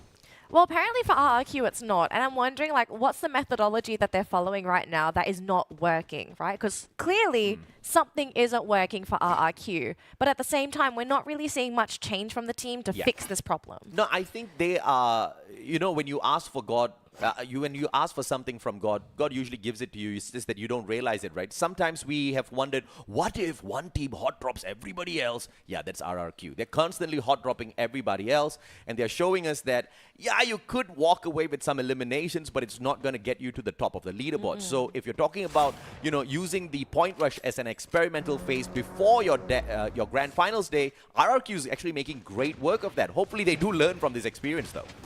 And I think right now, BRU, actually not doing the best as well up against Thorat. At least there is an even trade. Wasana needs a bit of help. The clusters come through. North will secure that one. Get high. Finds a 1v1. Actually beats Losty with a Trogon. Just a one pump in his face would do the job. BRU having 3 members left. GOW with a straggler very nearby, scouting out this entire scuffle, and Thorat that ends up losing more members. 1-for-2 trade. So Buriram lucks out on that engagement with Thorat, and both of the teams peel away from each other. And this is how you know Buriram is not being serious in the lobby. If this was serious version of Buriram, you are not going to see Thorat out there on the battlefield. They would have pursued and they would have gotten those points. Interesting take. We'll have to see if that's going to be at least if we're going to see any kind of change, I guess, from Buriram. Because for me, Yeah. right, I think we all have expectations for this team. Like, they're champions for a reason. They are extremely skilled. We saw them during the league stage, the group stage, excuse me. And they proved to us that they are a very mechanically gifted team. Like, not just their individual play, but also just the way that they actually strategize their late game positioning. Nero trying to get those shots in and finish off that final player. Poor Thorad. This game has been really difficult. If the team gets eliminated here, they're very likely to drop from that second spot, even though they had that 30-point Booyah earlier today. Remember the once in a blue moon situation? I think we're seeing it happen, play out right in front of us. Literally, not just for Unfortunate. Thorad. I mean, same for RRQ, who yesterday was able to, kind of surpass the odds, right? They survived primarily by getting eliminations, but that is not going to work every single time. And clearly, you can see the teams have adjusted to it. And to say that RQ is still experimenting, I think it's less true than you would like to think it is. Because if that's the case, then it should have been working out for them. But clearly, it isn't. God of Wolf. So it's either they are making a sound decision, at least they think it's a sound decision, but they're getting it totally wrong. Or teams that figure it out. I think they just, or they're experimenting, right? It's really one of the two. It's really one of the two. I mean, they're just purely going up against the other teams. Yesterday, they had the most number of eliminations, but nowhere close to the top of the board. They were somewhere around the middle, and that should have taught them a heavy lesson. But if they're not changing anything today, that clearly shows that they're not being very serious about getting to the top of the leaderboard. But EXPS is, as they shut down one by one the players of GOW. Dian, good jump away as he does drift away. He does drop one good glue wall. Traded out by Stop and Caramel as they gang up on him, and EXPS very easily overcome GOW. That was never going to work for GOW, but they didn't really have much of a choice. Poco Stars now up against Expand, and of course Raz, he does have a little bit of an advantage with the vending machine, but the blue zone will render that invalid very quickly. Too fast out on the rush. Receiving some backup from Cobra, fights MKS, keeping them at bay as Expand starts barricading this vending machine to get themselves some sort of space to work with. Raz dropping low, Cobra just dashing in and out with the Tatsuya. This guy is dancing around the bodies of Poco Stars as two of their members start to drop. Raz will be confirmed by Cobra, 18 there drops, Cosq shows up, is Liam gone, and with a bit of help from CGG, Poco Stars are wiped. And Too Fast didn't get taken down all throughout that, even though he only had about 10 HP left on him. Axel, the headhunter in the game this time round. But look at this. Oh, It is going to be CGG, the Thai players, looking to take Expand down and out of the equation, taking advantage of the fact that they just came out of a good heavy engagement. Whoa, MKS sprayed Crime! down. It's one more and the headshot out of the M82B. Peter circling around. Mag 7 auto shotgun, but a good glue wall response coming on through. And there's no takedown onto Axel just yet. Glue wall melters by Peter, waiting for the glue walls to come down, and the Mag 7 is on the ready. A double pump, but the Tatsuya saves Axel's life, and another good glue wall keeps Peter away. Yeah, Axel was able to buy Crime MKS away, and now Expand are just on survival mode. Everyone else falls. And it's going to be Crime MKS once more to be Too the last man fast? to keep the team alive, because Too Fast, he's trying to run away, but CGG on the case already.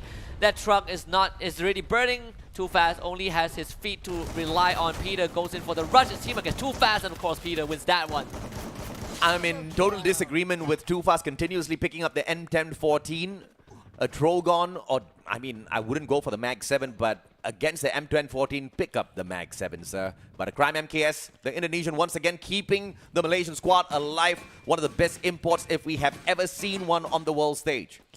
It's going to be a tough game for Crime because the man is absolutely poor. He has nothing to his name. His entire team is gone, so hopefully he can find an empty revival point. But I think in this match in particular, it might be quite difficult to find one where he can just get that full team revive. We've got PE Sports, however, with 8 eliminations to their name. This team has woken up today, especially after their performance yesterday. You know, the story about Expand is truly inspiring because this was a team that was full of male ego from the very start. They had a star player in the name of X-Roy.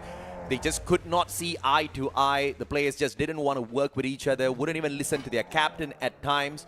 And all because, you know, everybody in the team was good, right? Oh, there it is. Once they got removed, and once they brought in the greatest export of all time for MCPS, the one and only Crime MKS, Oh, no! time and time again, they have been able to make their way back in here. Now, Buriram gets a scan onto Expand, but the question is, where is Buriram? They are a little bit too far away, though, to take Expand out of this equation. They can gatekeep them if Expand takes too long outside the circle. One of the most unfortunate scans of all time. Expand gets the mass revive and they parachute into the binoculars of BRU. But I think BRU are not too worried about that. They need to go into the deeper into the circle, so Expand dodges a bullet just for now, but they don't have much time to gear up for the final push. I do hope Expand actually decide to change their path going into that circle, right? Because if they go directly north, they're just going to run right into Buriram. They need to actually head to the western side because there were very few teams there, but oh my goodness. Oh my. Buriram actually found Cobra.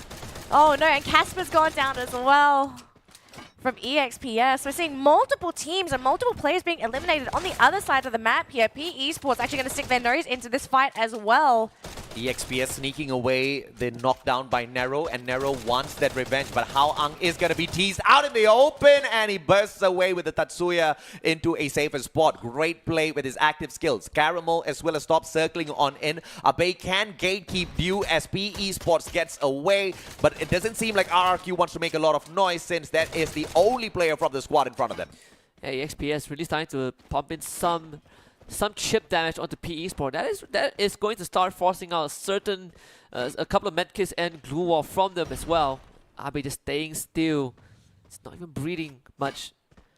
I think, if anything, some of these teams have to hold their breath because we are running out of space here, Husky. 9 teams still remaining. The lobbies today have been extremely respectful. Yeah, Legolov is trying to somehow reach his teammate, but Dew just landed 2 shots towards him, and Legolov is not looking too healthy either. PE Sports, though, it's going to be pursued by EXPS. Caramel is in the red. Stop comes in, swings the corner, finds the knock. And EXPS not only finds the elimination, but also got Casper back into the lobby. And PE Sport, they need to clean themselves up as fast as can. They start getting ganged now by 2 members of PE Sport. Tries to go for the 180, cannot find it. And Caramel not able to provide any backup as he ends up getting walled off by PE Sports. Caramel with the Drogon. Backs away, but the grenade finds the connection onto Nuke. No elimination just yet, though. Casper barricades himself in, UMP in hand. Can't get to the other side of his own glue wall to take down the players of PE Sports. Now he's going to be squeezed in a tight little corner as he gets knocked down. Hao Ang from outside manages to get 1 knock onto Casper. Doesn't go for the elimination. Chooses to buy back Nuke instead. Big brain play from Hao Ang. And Caramel wants to do the same. I mean, so much grenades. He has used the last of his reserves. That glue was not going to stand for long. If Caramel wants to make a play right now, it has to be fast. 1,000 gold in his arsenal because he's going to bring back 2 of his teammates and try to fight this out, but there is no possibility. I mean, PE Esports are just farming points right now. 11 for them. Someone from Expand is just waiting right outside this compound for the access to the vending machine to buy back the rest of his comrades who have been taken down and out of this equation. Buriram, on the other hand, finding C-Triple-G. This is the battle between Thais and Peter. Backs away. Wasana on that left-hand side flank. Jonah approaching from the right. 1 more backs away with the M82B, but the guy doesn't have any sort of corner to work around with. Koskyu with a grenade launcher forces Buriram to back away. They know that they don't want to take this fight just yet. Yeah, with Jonah down low, I don't think Buriram wants to continue this. They need to take a bit of time, and they know that they have the circle on their side. I don't know, Husky. I actually think this might just be it because we've seen last time, right? Every time Buriram decides to step back, C-Triple-G just steamrolls them. Get was able to get the first one, finds the flank. Get does get traded back to Koskyu with the grenade launcher in hand. Absolutely lethal. What a drive-by from Wasana.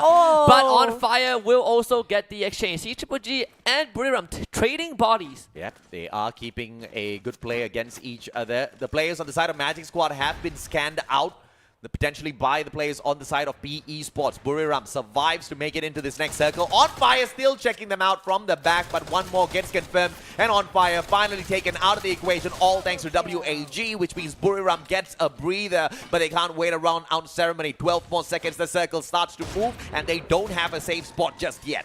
Oh, look at that circle, Husky. Dead center, and you don't actually have any cover there. So teams are going to fall back to that macro game. You need to make sure you have those glue walls ready because if you don't have them and you haven't got your macro game, you're going to have to borrow some walls from these other teams. And look at Yago doing work for the team. I mean, Magic Squad are in the best possible position. Look at this. You can say the same for Thorat, right? Iko and Nov, they're just perching on top of the windmill. Not sure, for long though. Don't Cry somehow knocked down, but Jonah fights UK. Jonah also confirms don't cry, BRU, not going down without a fight. The grenade is going to come in. Jonah walks himself away, still gets chipped though. Can't say the same for Moshi. Absolutely blown to smithereens by Krillin. Yeah, Moshi out of the equation already. The circle's going to squeeze Jonah in a very tight spot, and this is not going to be something that he can tank. Jonah needs to get away from trouble. How Ang getting tagged up by 2 players on the side of Magic Squad, and that M82B not making that situation any bit easier for him, as those glue walls provide no cover whatsoever. Buriram should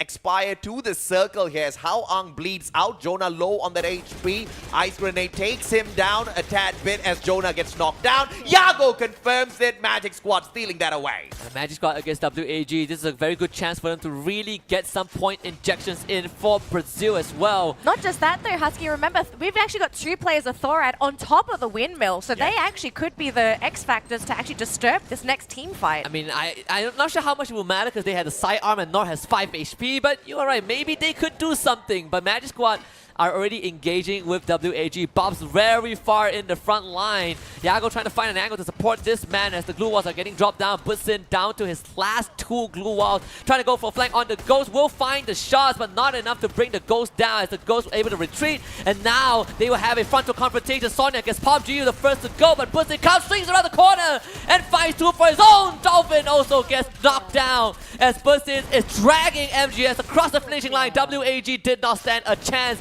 It's just down to 1. Thorad Cyrus down against the world. Thorad now joins the fight. North is on ground floor. Ekal by his side, but Magic Squad, they have the superior numbers and weapons. Can Thorad really sneak this away? Bob trying to look for the last man on the side of WAG and will find it. Thorad will also go down. It's 12 for Magic Squad and a Booyah on top of it. Both Thorad and WAG picked up only 2 points from this map yesterday, so today getting into that final circle is a huge win, but of course the biggest win going over the Magic Squad, who went into that final circle with a massive number of eliminations and continued to be the champion as they walked out of it. They're looking forward to actually taking back that first place after having those 8 points swiped away by C-Triple-G. We'll have to see if the Brazilians can pull it through today and make Brazil proud. And also, this is a back-to-back booyah for Magic Squad on Alpine. Yesterday, they scored 12 eliminations and 12 points from the booyah. Today, they obviously claimed the 12 from the booyah. I didn't manage to see how many eliminations. 12. Okay. 24 points yesterday at Alpine, 24 points today from Alpine. If you're looking for good consistency, I won't go any further. Oh my goodness, Magic Squad. This might be the X Factor team that could be challenging C-Triple-G to grab those points, but let's hope they don't fall back to that 2nd place curse, right? Because I think we did mention this, we mentioned this yesterday. Magic Squad, they have fallen prey to what has been known as the 2nd place curse, where things look good for them, but just at the last moment, they sort of lose that 1st placing and end up in 2nd. So I think Magic Squad, they're going to have to realize what happened in those games yesterday. They played very consistent, at least very great in this game, right? They approached that late game fantastically. They had their teammates' backs. They were very aware of who they went up against, and they didn't really give Thorad that opportunity to surprise them. And, you know, looking at what expanded earlier on, right, the team has clearly been struggling, and I don't think they have been helping themselves all that too much because of their drop spots, right? They keep taking, you know, areas that are not very close towards the center, and when they are going in for those rotations, they keep getting caught off guard, mainly because they wait for those final few moments of that circle to start moving, and then all of panic ensues, right? A little bit of unluckiness as well, as C-Triple-G was their team to come across them this time. And also, I think for Buriram, this is one of the better rounds for them. I think they finished like 4th or 5th with 8 to 9 eliminations in total. It was a tough final circle as they were literally embroiled, literally caught in a 3-way fight. Magic Squad definitely, again, with the help of some luck and great positioning, some good reads, finding an easy booyah for them, and it's very, very much needed for MGS. So I want to talk a little bit about Magic Squad, right? Because I think, would we say they are probably one of the closer contenders, or at least the closest contenders to taking the crown tomorrow? I think many teams are in the running for tomorrow's crown. But I think if you just specifically look at Brazil, I think MGS probably is the best chance Brazil has to bring it back. Yeah, for Brazil, yes. So let's go a little bit deeper into Magic Squad. We will have an interview in just a second, but what are the weaknesses that we think are holding them back? We'll actually ask this after, because I do believe the interview is almost ready to go. So for anyone that is keen to be a Magic Squad fan, let's hear what they have to say after getting the booyah on Alpine.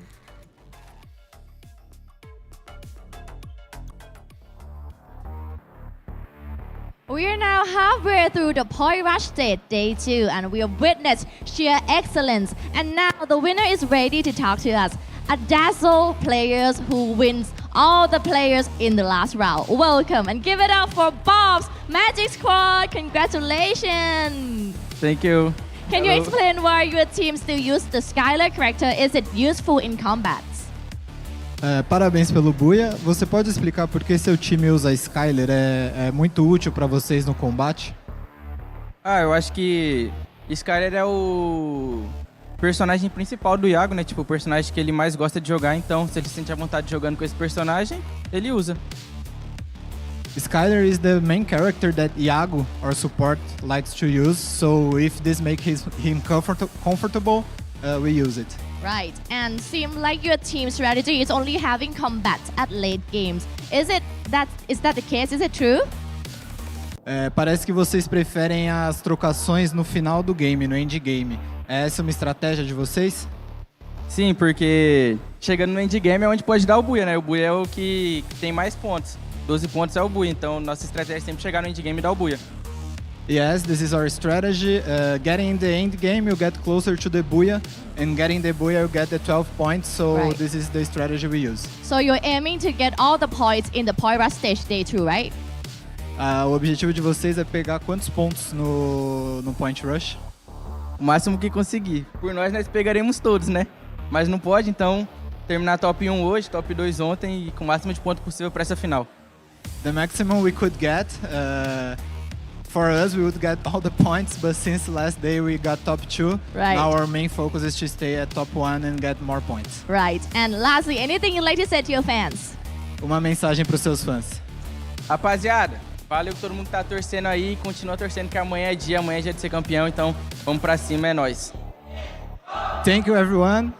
Tomorrow is the day we'll be the champion, so let's go. Wow, congratulations and best of luck in the next round. Thank you.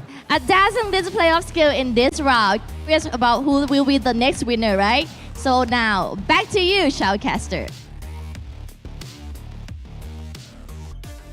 Thank you, Owen. It seems like it wasn't just Magic Squad that's looking to make Brazil proud, but also loud. I'm not sure if our viewers managed to hear it. I know Husky and I, we heard the big team chant in the background. We always know it's the Brazilians, right? Always. They're just so vocal. They are so positive as well. Yes. So back onto the point that we were talking about before we had this discussion, Yep. right? Magic Squad, really strong team, but Yep. what are some of their weaknesses that are starting to show through? I think a lot of reliance on, well, not a lot, but a key player actually for Magic Squad is Yago. And one of the reasons is because he's not just a sniper, he also runs the Skylar, right? We went through this a couple of times. You compare Yago and Mexico from Loud, they both run the Skylar. It's their comfort character. And we also kind of talked about the weakness of Skylar because of the existence of Tatsuya. If he dashes into you, Skylar becomes completely nullified. And you need to make your red tide rhythm count, because if it doesn't, you don't find a good position with it, suddenly you are down one member. And I think that has been a downfall of not just MGS, but also Loud, especially when they start losing their snipers before an important fight. Yeah, I think there are two main points for my side for Magic Squad. Number one, they are out of meta. Hence why they're still heavily dependent on the Skylar, which has not really made any game-changing plays. I mean, once or twice we saw a really good set of glue walls being taken down and a knock coming through from Yago, but I haven't really seen that go into, like, you know, a spree of elimination points, right? The second thing is the fact that Magic Squad has not consistently put the numbers on the leaderboard when it comes to eliminations. They've been heavily dependent on just getting those placements, and you can't really play that to your advantage tomorrow. You need to be a very highly mechanical team out there on the battlefield. From and I start think to this is where finish. they do have some explosive rounds like Thorad, but yeah, some explosive rounds won't make a great big of difference, except if maybe you have all of those sum in one day. Yeah. And I want to add on to Consistently. that. I think this also puts a lot of reliance onto the rest of the team, right? Like Bob's, Butsin, they have to really start getting those frags in CQCs. Yeah. And when you look at the differences between the sniper players from Brazilian regions, the Brazil region and the rest of the region,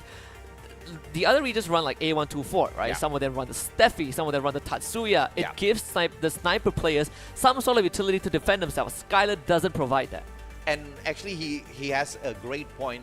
And on top of everything else, when you use the Skylar, there's two ways to use it, right? Number one, as the sniper, you give yourself a good opening. Number two, which is the more effective way of using the Skylar, is to give the rest of your team members who are going in for the rush and opening. Unfortunately, Yago hasn't been able to back up the rest of his team members. He's just been using it for himself mostly. Yeah, so it sounds like a personal play style. Yeah, Not really an issue, but it's just the way that he plays, Correct, right? And yeah. it's so difficult to be able to personally adjust your play style Correct. at the world stage, because that's what he's known for, right? Like, your best play style is what got you to the world stage. But as we can see here, our MVP leaders do still sitting in first place Peter. with 6 MVPs. And Peter is slowly catching up. You look Yes. at the elims, right? 99 eliminations. By my calculation, Peter should have 5 MVPs right now, and Dew needs to have 4 MVPs because there were 2 MVP titles. If it was me picking the MVP, unfortunately, Dew wouldn't have gotten it. I have hyped Dew up many times on a stage like this, but I just think Peter is clearly taking things on a whole other level. Now, if he continues this, I don't need to be a sad boy by the end of FFWS because Peter will walk away with 10,000 USD. But if for that to happen, it also means that CGG will win the whole thing, right? So I mean, unless he gets it in the next 2 games. Well, I was going to say, if he can grab them all today, then it won't really influence, or it'll Fair enough, less fair influence for tomorrow. Fair enough. But yeah, if it You're right, happens you're tomorrow, right. then I'll be like, oh, I think Tomorrow the competition is too hot. I mean, you might as well strike when your opportunity is at an all-time high, So and that is Point Rush. what are the chances of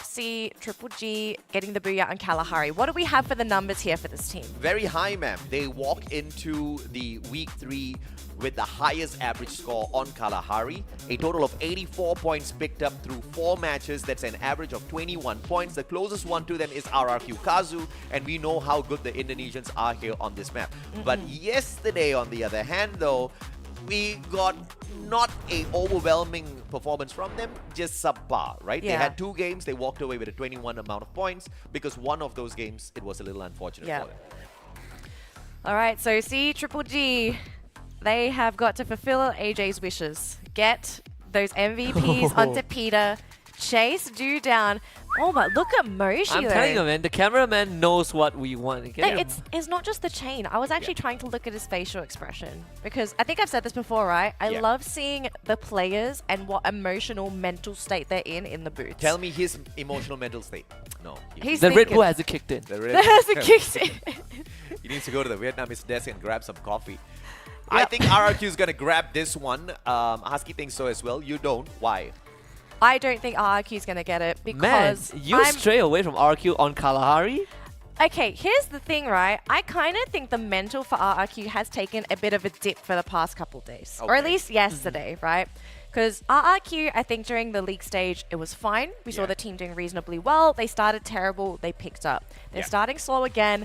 So they've already played 3 games. They haven't picked up. And I think if you're RRQ and you haven't picked up on day 2, you have to be concerned because this is a team that relies on adaptation.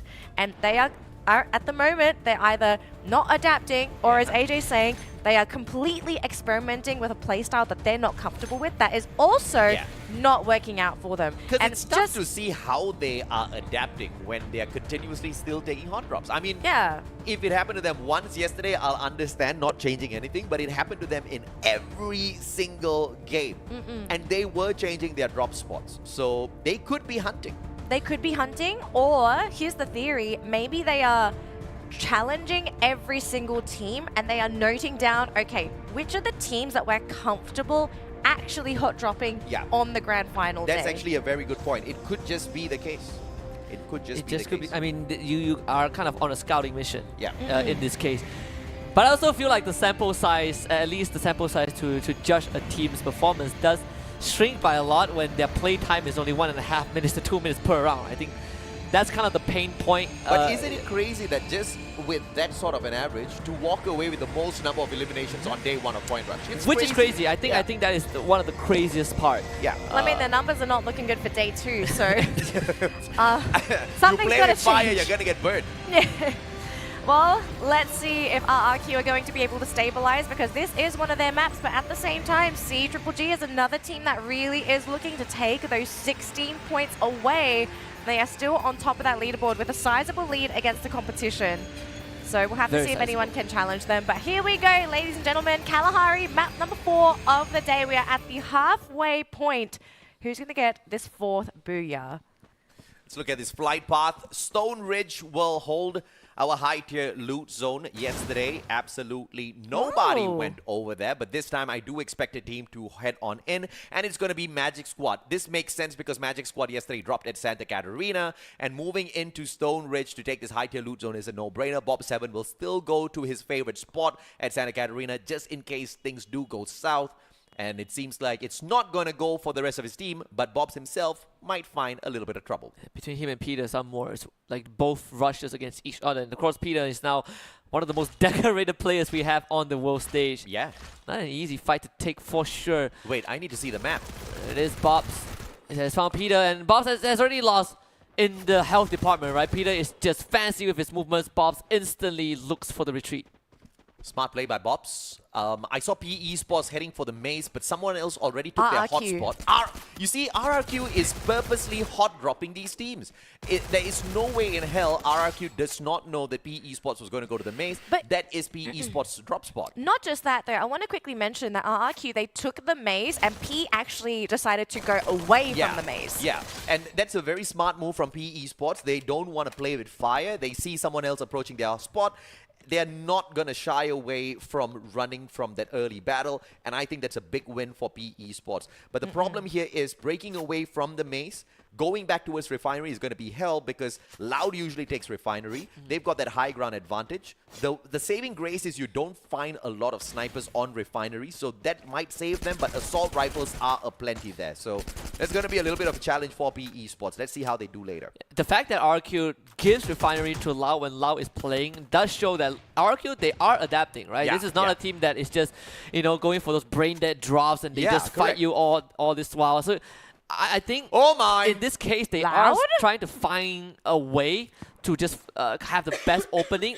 Maybe they've been struggling. Like, that could be a possibility as well. But Lau now showing out at the maze. And that just means that PE Sports is going to be blessed because PE Sports was running away from the maze towards Refinery. Loud was in Refinery and they hop in towards the maze. EXPS is currently Oh, rotating they towards got- the maze. Dudes. And dude, this is just a four-way fight That that RRQ cannot afford, but that is going to be brought in right away. So not a lot of price to pay here. that was a three-pointer from from the side of Lau to find it, but they will end up losing one as well. So not the best opening for them for sure. This backstab might be problematic for Loud, right? And RQ's still within the vicinity. So these teams, they haven't given away their original drop spots. Ooh, that one. Bay. All right, the second one also misses. We could have started dealing some crazy damage onto PE. What a crazy start to Kalahari. And one more with the longest Oh. snipe thus far. He called himself the best sniper out there on the world stage currently. And I guess with that stat, it means that he is pretty close to exactly that crazy stuff out of Don't Cry. But the double barrel is not going to give him a extended engagement period at Don't Cry. Beautiful. Changes over to the Trogon and blast two players. Both of them are going to get revived. So Lau still has the full team, but they are going to be slowed down a little bit. PEs were not done just yet. In fact, continuing to fire at anyone in their line of sight. So that's EXPS. I think RQ still has one man nearby. We see the Dinoculus also used by Hong Ang to go for a scan. Not sure where that area is. It should be the southern side of where they are. PE Sports could have run away, but the fact that EXPS was rotating in from Foundation immediately cut away their chances. Foundation does have a pretty high advantage, a high vantage point, so it gives EXPS a bird's eye view, potentially with a couple of snipers on their side. It would be the end for PE Sports if they were to retreat. So their best course of action now is to wait for an opportune moment to hop on into battle! And Don't Cry just bites the bitter end as Nero follows suit as well. RRQ not giving them a break. I think we just caught it on the map, though. WAG was actually converging onto RRQ, so we could be seeing a massive team clash on the other side of the map. EXPS, though, however, actually catching a glimpse of PE Sports as well. So PE Sports is in a lot of trouble being squished in by all these teams. Yeah, Deuce was able to find Krillin. And there is going to be a trade. Razor gets the help that he needs, but can't say the same for Krillin, unfortunately. I believe that's a Sonya timeout for Razor, so there's 3 minutes without that ability. Yesterday, there were many hot drops, but not everybody was as successful. In fact, nobody was as successful as RRQ when it came to the hot drop survival and sneaking away all of those precious points. And, you know, I have to agree with you, Danny. You hit the nail right on the head. These guys are experimenting to see exactly who they can take a really hot fight with. So if push comes to shove and they need to really headhunt some points, they know exactly where to hot drop. All right, status of these other teams. C-Triple-G not really having to do too much here, just trying to finish off that vehicle. So Peter, if he could, he's trying to get that MVP yet again. C-Triple-G having a lot to work with. On the other side of the map, though, we are starting to see some players drop. Peter getting 5, Poco losing another player. Can we just, at this point, you know, all agree that Peter has the highest average eliminations per person? Oh yeah, definitely. Yeah. I mean, no doubt. I mean, first of all, he has got the highest number of eliminations. This is his 100. There you go, 100 elimination. 102, right? Because he had 99 before this. He's got 3, so 102, but he has broken the 100 mark in like what, 10 rounds? Yeah. That is insane. So if anybody was disputing, you know, me constantly saying Peter deserves more MVPs, take that, all of you. Actually, I gotta recalculate. It's not 10 rounds. It's across 8 days. 8 days. Almost 8 days. Man, my math but needs still some. better than, you know, everybody else out 34 there rounds. who There it have is. played equally as much as him. Which is crazy. I mean, Yeah. it means that he's wiping out almost 2 full teams per round. That is correct. Oh, come on. guys. You can't lose that. Legalot just pumps down, goes with the Trogon. CQC straight to the chest. A headshot, I understand, but the guy embarrassed him. Dolphin goes down as well. Fish out of water. He doesn't survive. Automatic shotguns are a different breed of weapon. That's true. And a shotgun that can also pump out grenades. Somebody nerfed that thing. Somebody definitely had an epiphany while designing like new weaponry. What if? Look at what this. if this shotgun can be an auto shotgun? Oh, what it can also pump out grenades?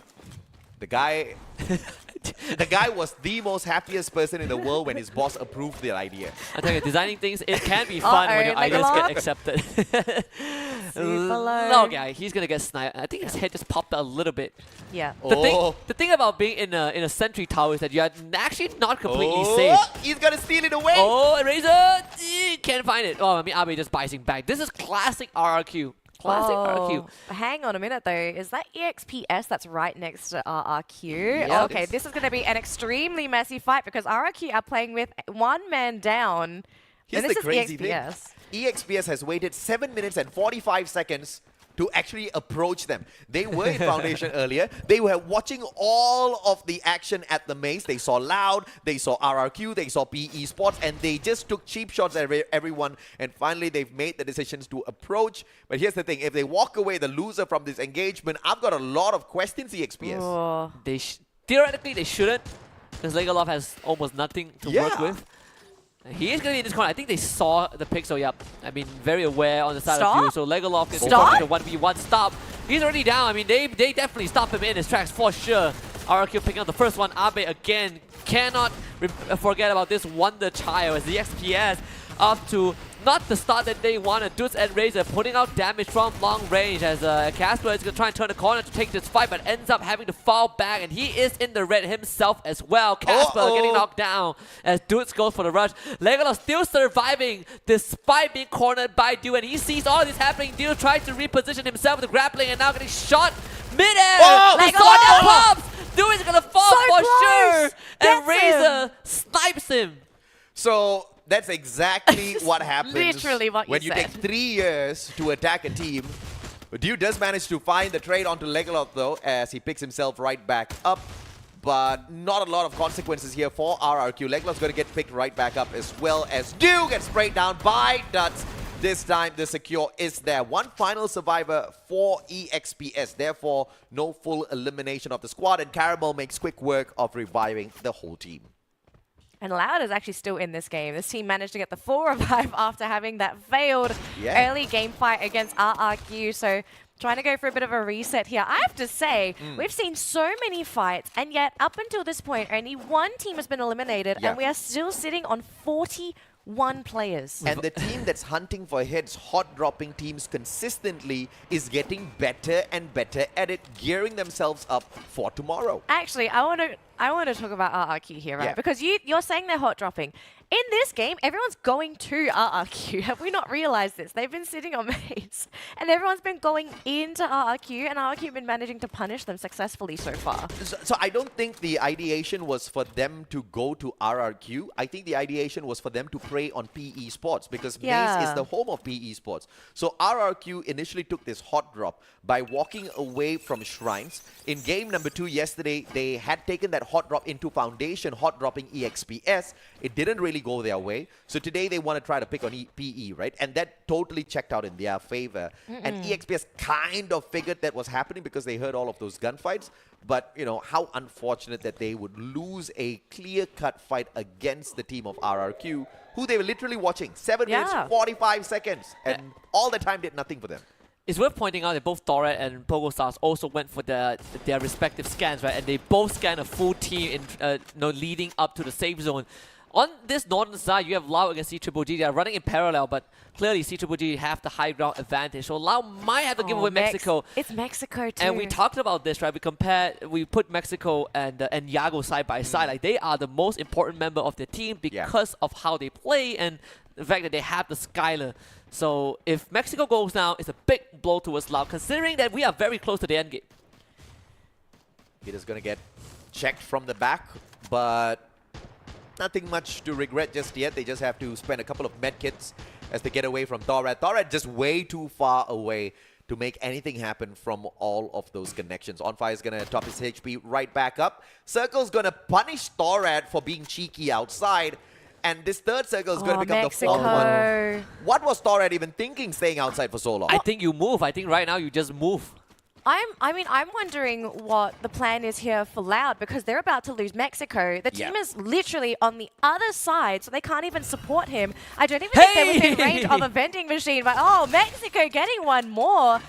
Okay, I mean, that's a great way to recover. What a cheeky man. Just pops the Sonya with a headshot and finds a cheeky elimination. So good stuff from Mexico. Okay, they found a vending machine. So I guess maybe at this point they say, okay, Mexico, we need you to run into a team. We need you to be eliminated. We'll bring you back in. But the downside would be that he won't have a good weapon. Oh, this is a terrible place to take a fight, guys. I mean, the circle has left you high and dry. This is the fourth circle. It's gonna hurt. So just a couple of bullets can put down any of these players out there. North decides to back away. 18D is running as quickly as his feet can take him. Thorat has got no idea where PogoStars is, but they're just going to try to find them either way. And Mike, if I was their coach, I would be choking everybody right now. Lozzie's not going to have time to heal up. Nope. I think if you're Thorat, you have to literally just abandon whoever you can and just get into the circle as fast as possible. Just go, because at this point they literally have no time left to work with. Oh, goodness. We'll have to see in just moments later. Yeah, we see Koskyu getting eliminated by the blue zone. A lot of players are going to start dropping to the blue because of their position and the circle itself. You can see that the revive is there for one of the PogoStar members, but he might just be free foot for either Magic Squad or BRU. This is a rivalry that we have talked about for a long time. Moshi getting rushed by GU. The blue wall will isolate him. Bunsen and GU reposition towards the right, looking for both Jonah and Get High, but GU is now isolated. The clusters are now landing for the side of Magic Squad, but Jonah just gets taken down first.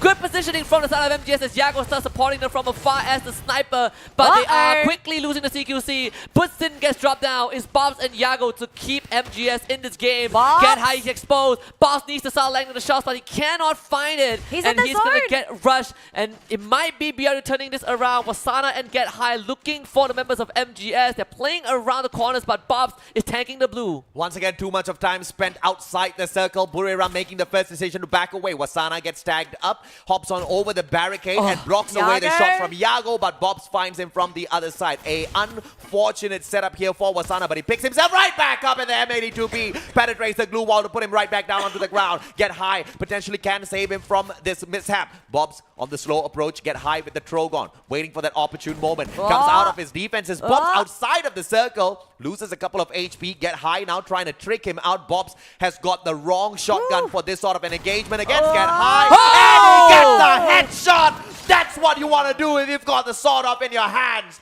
And Buriram bites the dust. Yeah, you know for a fact Yago could not support him. He needed to win that great play from Bobs. And Lost 21 actually gets his head taken out by Dudes from afar. As Expand against Loud and Cobra. He's going to come in for the cleanup. But Crime, MKS, and Cobra both get knocked. As RQ and the XPS wants to pick up a couple of these grabs while fighting for the Booyah at the same time. RRQ are sitting on 16 eliminations. I'm not sure what the heck they've been doing on the other side of the map, but they've apparently been doing a lot of work. And we are now down to our final 3 teams, ladies and gentlemen. RRQ, Magic Squad, and EXPS. Dudes is having a hot game. One more grenade should be able to do him in, but he gets A124. Legalot still finds the connection with the grenade launcher. Caramel down on the ground, and RRQ picking up 18th elimination in this game, and it looks like it's going to be 20 by the end of it. RRQ, each and every single hot drop paying off all the way up to this point. Bob's down on the ground. They circle around that. Yago out as well as they secure the biggest booyah of Point Rush. 20 eliminations in total for a total of 32 points. 20 eliminations, and half of that came from Dudes. Tell me that this guy is not having a great game.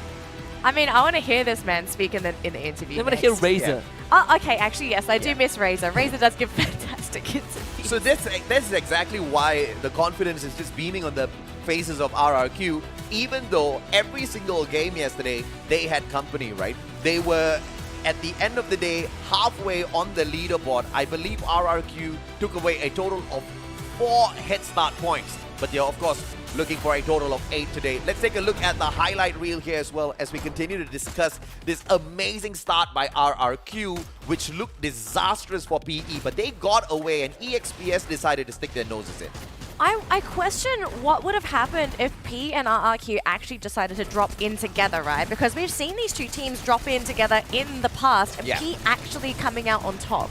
So if P, they didn't back up, I don't think this game would have actually been smooth sailing for RRQ, but of course you're rolling the dice, right? Yeah, like correct. who's going to get the best guns and whatnot. So I mean, this is a massive sign of life here for RRQ. It's going to push them massively up that leaderboard, secure them for hopefully the rest of today. But I guess the thing is, if you're RRQ, you kind of don't want to fumble these last couple games. I think once again, you've got that point on, right, Danny? Because you called it out right. If at all PE Esports had taken that hot drop with them instead of backing away from their own home ground, things would have been very different when Loud came flying in. I mean, that would have been an instant third party. Loud would have been able to chip away a few, and we saw EXPS kind of rotating in just shortly after that as well. Things would have gone south quickly for RRQ. They're playing with fire, they're playing with luck a little bit too much. Yeah. I think for RQ, in this case, it's very, very clear where they stand, right? Middle of the pack. I think that's the most we can place them for now, and I think we have justified this over the course of these 2 days, where they have good rounds and then they have rounds where you're just like, what were they doing? Hot dropping people, and for a team that can very easily find these hot drops, they can also easily find open grounds. I mean, clearly the coach is onto something here, and the teams that they are able to experiment on, they better change their drop spots, because RRQ is going to come for you. I mean, it's a massive round for RQ, right? If they can somehow get to at least second or third place by the end of the day, I think it's good enough for them as a team. First place, that's a bonus because you're contending with big teams, right? Like C2BG, the Magic Squad are also starting to rack up some extra points. I'm not sure if they would be able to actually qualify for first place, right? Because we've got 2 more games to go, so a limited number of opportunities, and unfortunately Nextera isn't really their best map. But we do have an interview lined up, so let's see what RQ have to say. Round 4 was a spectacle. Let's dive into the excitement with the stand-up players from this thrilling match. Give it up for RRQ Kazu! Congratulations! Your team had 20 eliminations in Game 4, and 10 of those belong to you. Can you explain to us why you play so well? Ya, game tadi ada 20 kills, terus ada 10 kill dari lu sendiri. Kira-kira kenapa tuh? Bisa dijelasin? Gak ada sih, itu cuma hoki aja. It's just lucky. Oh really? No, it's because of your skill, right? Yeah. Was it going as planned? Ya. Apakah itu bagian dari planning ngumpulin kill segitu? Ya kita main cari kill aja. Ya, we play the objective is kill. Right. Yeah. And can you share your favorite character and gun combo and why? Ya, favorit karakter dan kombonya tuh apa, Dut, yang paling lu favoritin dan kenapa? Sonia sama A124 aja sih, efektif. Sonia sama A124. Sonia and A1 to yeah. Right. So this is the combo that Yeah, the he combo. likes, right? Because they effective. Effective, right. And how many additional points your team aim to get in the point rush stage day 2? Ya, berapa poin kira-kira yang lu targetin buat di point rush di saat dia di day pertama sama di day kedua kira-kira? Nggak ada sih, kita main lebih bagus dari kemarin aja. Yeah, just we play good play and we don't have any target for the point rush. Right. And lastly, anything you like to say to your fans? Ada pesan buat fans-fans di Indonesia. Ya buat fans-fans Indonesia jangan hujat kita, dukung kita terus. Semoga kita di grand final bisa lebih bagus. Yeah, for the fans in Indonesia, just support us, don't blame us, and keep praying to good game in grand final. Right, so keep it positive. Lots of love and support to all the players. Congratulations and thank you, RQ Yeah. Kazu Das. What's in store for the next round? Who will be the winner? Find out after the break. But now, over to you, Shoutcaster. Well, to be fair, we can kind of blame them for some of their decisions. Some of it works, some of it doesn't. So They are all working perfectly. And if any Indonesian disagrees with what RRQ is doing, I say next season for the Free Fire World Series, you represent Indonesia. You can't because RRQ is just that good. Yeah, I mean, you have not witnessed the full force of the Indonesian fans unless you bring the trophy back to Indonesia. You could bring the trophy back and they will still find fault, but And that's not just Indonesia. In fact, every single nation, their biggest detractors are the people from their own country. They won't start believing until you start winning. So that's exactly what RRQ is looking to do, taking away 4 out of 5 top eliminations on the leaderboard. How about that, Indonesia? I mean, that's the love for the game, right? Like, you love your team so much that sometimes this dissatisfaction does boil up. But for a team that played last year in Bangkok and finished 7th, they did have half of their roster switched out. I mean, Legolas and Raze stayed, but they bring in people like Tuts, right? You can see that this man puts out some insane amount of damage, has a great performance whenever he is hot. I think Abe was also a great addition. We talked about this, right? He was underage last year and finally meeting the age requirement and debuting alongside someone as experienced as Legolas and Razor. This is a year I think RQ is looking to not just surpass their expectations, but also kind of break the ceiling of what they achieved last year. And this is what's amazing about RRQ. The fact of the matter is they don't need to depend on the wonder kid Abe. They don't even need to depend on the veterans Razor as well as Legolas. Even their brand new addition Duts can carry the game all on his own. You've got 4 superstars on the side of RRQ, and Indonesia stands a hot chance of walking away with the trophy this time. Well, I think in general on the panel, right, we do agree that we prefer teams that are well-rounded, right? As soon as you rely on that one person, we've seen it time and time again, that one person gets eliminated, the team falls down, and basically the entire train crashes. Correct. So it's great to see RRQ being able to rely on one another, but again, we've got to pray that this team remains somewhat stable moving forward because the instability, it has shown itself a couple times. But for the overall standing, CGGG still on top with 65 points, but Magic Squad hot on their heels with 61. In 3rd place, we have Thor at 53, and RRQ have managed to climb up to 4th place with 45 points. They are still quite a ways away from potentially reaching 2nd and 1st, but I think it is very much possible. It's going to depend on the performance of Magic Squad and CGGG for these final 2 games. Yeah, I think that overall standing also perfectly displays why I say Magic Squad has the best chance of bringing the trophy back to Brazil because Lao has hot and cold days, and this is one of it, right? Yesterday they were 3rd, just below Magic Squad, but right now Magic Squad is keeping up, but Lao isn't. Yeah. Well, I do believe we are going to have a very short break, so as usual, do what you need to do, but make sure you're back in 5 minutes because we've got more Free Fire coming right up.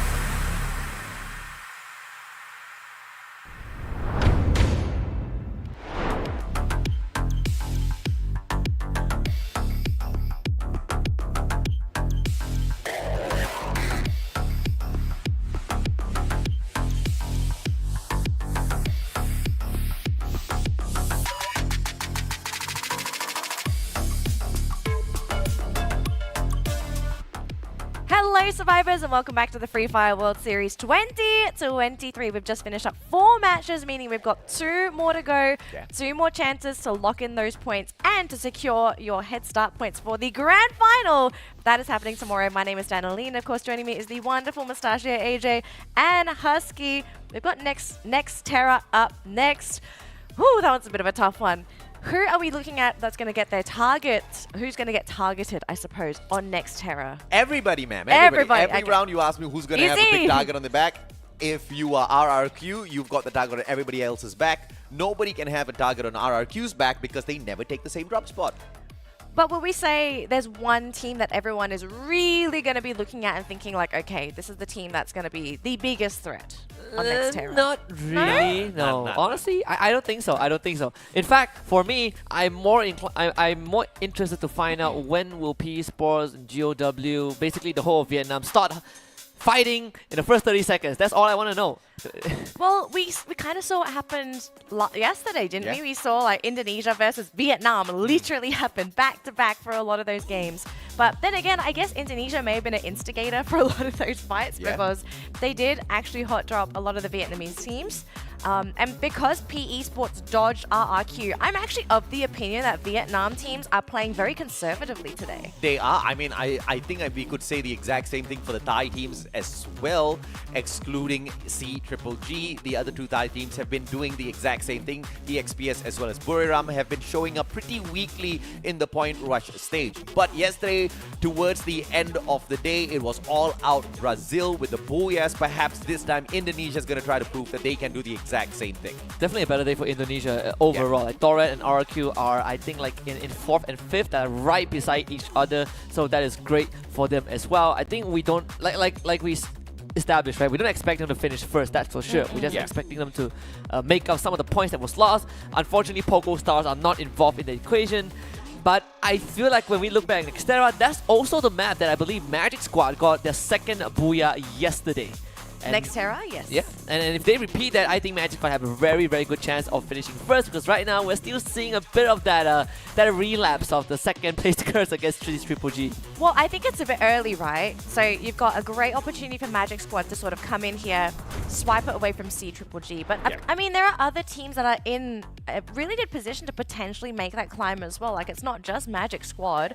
We've got I think in particular RRQ looking to actually make that climb, maybe even swipe away the 2nd place. I don't know if RRQ is in a position to potentially steal first. Yeah. 2nd, possibility, but it also depends on the performance of the top teams on that leaderboard. And this is how you know which is the most aggressive region out there. All 3 of the top damage goes to the Thai region. You've got Dew from EXPS, you've got Moshi from Buriram, as well as, who's the 3rd one? Somebody, but he was from Thailand. I couldn't tell you either. That's what matters. He's from Thailand. Okay, I believe it was CGGG. It was Peter. I was about to bring that up because I was like, wait, Peter isn't on the top 3 list, but he has the most eliminations. No, he is. He was the 3rd. Oh, right, he was the 3rd one. But you know what that means? That means that he is very, very efficient. He is. He is Absolutely. Look at this. I mean, he's got the least amount of damage between the top 3, and he's got the most number of eliminations. So I do agree with you. They definitely do have the most concise player on their side, CGGG. But this was, of course, our prediction for the next match, and I think all of us are betting on CGGG getting it. Well, to be fair, they have been consistent, or at least consistent-ish up until this point. I think Kalahari was their weakest performance today, but not really that big of a deal for this team. They have proven themselves, so I think it wouldn't be surprising for people to put their confidence into CGGG. But there are other teams I am looking to actually take this map if it's not going to be CGGG. We are seeing, I guess, some team talks here, strategizing, calm players waiting for the game to begin. But lots of calm teams. I'm actually really happy that we're not seeing too many teams that could be having some tension within their booths, because one of the first signs of a team having some internal issues is going to be some, just very frustrated facial expressions. Like, those wrinkled eyebrows.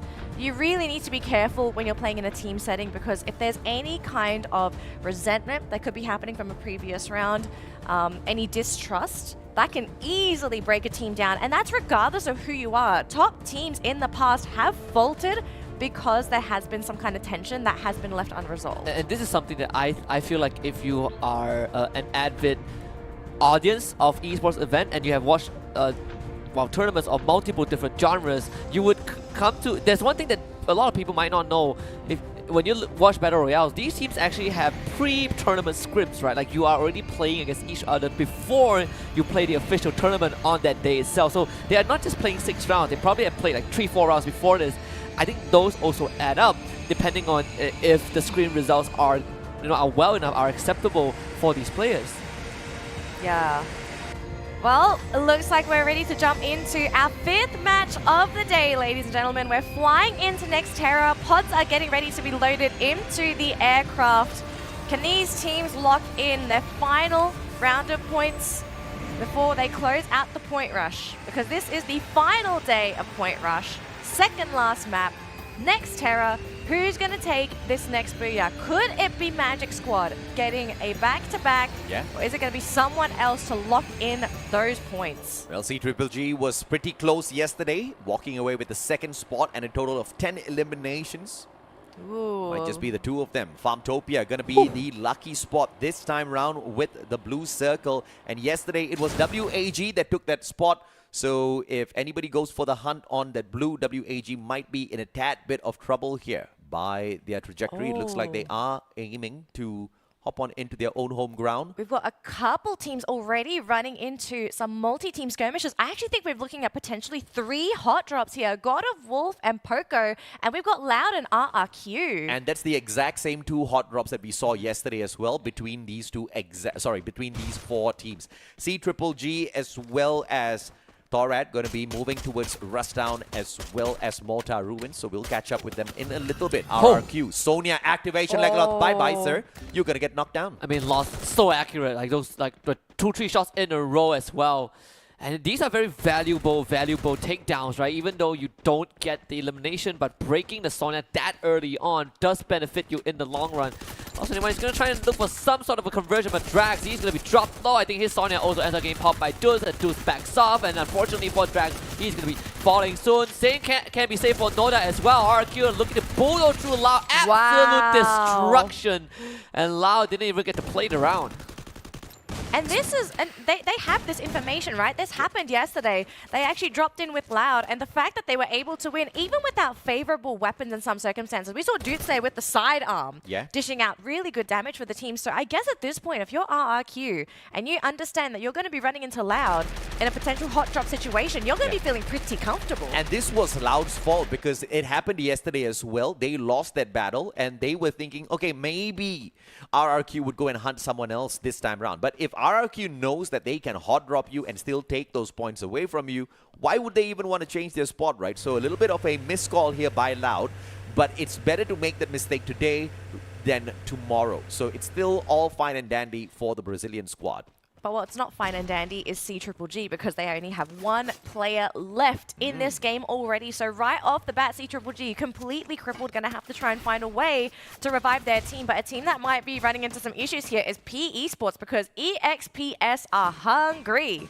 Stop will be leading the charge and has already taken control of the 2nd floor. Let's have the Tatsuya. I think 1 more dash left. New K spotted already. Wang taking that cheeky corner. Might be able to find a bait if EXPS decides to drop, but with New K going down, that is not going according to P Esports plan. Narrow also losing a majority of his health. Sonya still standing though. Here comes Caramel dropping down, and that is the backstab that we've been talking about. Hong Ang fighting 2 spray downs. Perfectly done, but unfortunately Stop will get the trade back, and it's just not enough for P Esports. We got to move to the fight between RRQ and Expand. That is a big engagement going on, and at the moment Expand seems to be taking advantage, but View comes out of nowhere! And he just runs through 2 players. 1 connection to confirm onto Don't Cry, and a knock for him as well. Dude definitely on fire. He picks up the loot. Well deserved for EXPS. Alright, what a shot from Dude. That was nasty onto the last member of P Esports. Well, there goes 2 teams already. One of the faster games that we have. And fight between Expand and RQ actually died down a bit with Expand coming out on top and Abe being the last man standing for his team. And unfortunately for him, he actually might run into one of God of Wolf's players as well. So Expand, they did a lot of work to really cut down into RRQ. I'm really curious to know like how that happened. Was it is it a case of Expand actually running into RRQ? Was RRQ in the middle of a skirmish? Was that why the team was caught off guard? Because so RRQ was there initially with the hot drop onto Loud. They made a lot of noise. They won that engagement. They won that skirmish. So Expand, they went into Zipway and then they rotated into Plazaria. So Expand heard those gunshots. They probably scanned the area with their binoculars as well, spotted out that, okay, fine, the numbers that are reducing is from this compound, and they went in there to third party. A great decision made. It was a risky one, but it has paid off. Raz 7 HP, and D Kwang punishes him for the jump in. Goes for another punisher, but 18 India will be able to walk away with the MP40 knockdown and the pickup for his buddy. Able to confirm the elimination, no problem. And gets a heal as well. Raz perfectly fine. 18 Deer now needs to take some time to heal back up. But there's a vending machine nearby in case Poco Stars wants to restock on anything. Bit of a slowdown, at least in the pace of the game. Cosq, unfortunately, is just caught in a rough spot. There is a vending machine nearby, but he is surrounded by TR members. It looks like Buriram's gonna catch one out in the open. And Yago, in the meantime, confirms one onto Ghost. Buriram are gonna look for that reposition and just at Plazaria. What awaits them is a team of Expand. Thorat, on the other hand, gathering around C-Triple-G. Cosq, final survivor, 1v3. Spray down Sonia on the reset. And he does not get the knock to save himself. And David's, on the other hand, with his Sonya reset, won't have to worry all that too much because his buddy's just there beside him to pick him right back up onto his feet. And on we go. The scan coming through out of the UAV of Buriram, sent straight towards the players of Expand. But it seems like there's going to be no connection whatsoever. PokerStars, on the other hand, wrap around from the opposite side. All right, so we do have a quick update for all of our teams. We see our first 3 teams eliminated with EXPS on top of the leaderboard with 5 eliminations, followed by PokerStars and RRQ with 4 apiece. So Indonesia off to a really strong start here on Nextera. Now Expand looking to go for the engagement here onto one of the Indonesian teams. PokerStars could be in trouble here. Cobra looking to start that engagement. And unfortunately for Poco, they are split. Yeah, great push from Cobra, but Axel gets sprayed down by 18 Dia and his Bison. Cobra hasn't found lead just yet, but finally does. So that's a 1-for-1 trade between Expand and Poco. That's the rush you want to see from Expand. At least you get some sort of trade. They do know Fire's MKS is there. His head did pop out a couple of times. Crime is on the other end, but PokerStars did get the revive onto Liam. So Expand, what's going to be the next move though? They can't get near to any vending machines, and it's going to be a 2-1 split. Crime MKS. Actually a rush too fast. Going deep. Looking for the vending machine, might be able to make this work out. Cobra will join him. He needs to back his captain out right now. Might be able to find an isolated 18 Deer, and indeed they will. Cobra want to snipe, but Crime MKS will be traded back in return as PokerStars finds an exchange. Yep, Crime gets taken out of the equation. In the meantime, GOW with a full team revival. PokerStars have managed to equalize already, but here comes Buriram as well as they hear all of these gunfights over at Plazaria. There's a single player moving, but that could also be a vehicle. Either way, there is another one rounding around from the back. As Faiz MKS finds too fast, Cobra finds the connection onto Faiz. A good trade back, but Wasana steals that away. So Expand walks away with nothing in terms of that particular engagement. Cobra being tagged up by Jonah as well. If there's a time to run, it is now Expand. BRU now finds himself against Expand. Not a good place to be in though. You have PokerStars who can make a difference. Who is going to be the survivor? Axel definitely doesn't have much to work with, but Cobra has already been trapped underneath PokerStars. Yep, they've already sent a survivor out there. Let the messenger live, but Expand, they might not have the luxury. Cobra literally in the sidelines of Moshi, and that is no running away. Unfortunately, Liam shows up and decides to join Cobra in the grave. And Cobra unfortunately gets back up, goes down instantly. Wasana with the confirmation. RRQ joining the fray as well, and they want to get that final say in terms of eliminating Expand from this lobby, because it was a very early strike from Expand against the Indonesian squad. Axel backs away with the opportunity to hunt down the final surviving player of PokerStars. RRQ now will get into a heated battle with Buriram as Expand escapes from the compound as well. Everybody's just baiting in the bigger squads. The survivors gotta find a way to live. Oh, I think the wounded teams, they're very happy actually that RRQ has made it there because they will be keeping the attention. In the meantime, though, we do have Thorad challenging EXPS, and so far Thorad, they do have a very wide position.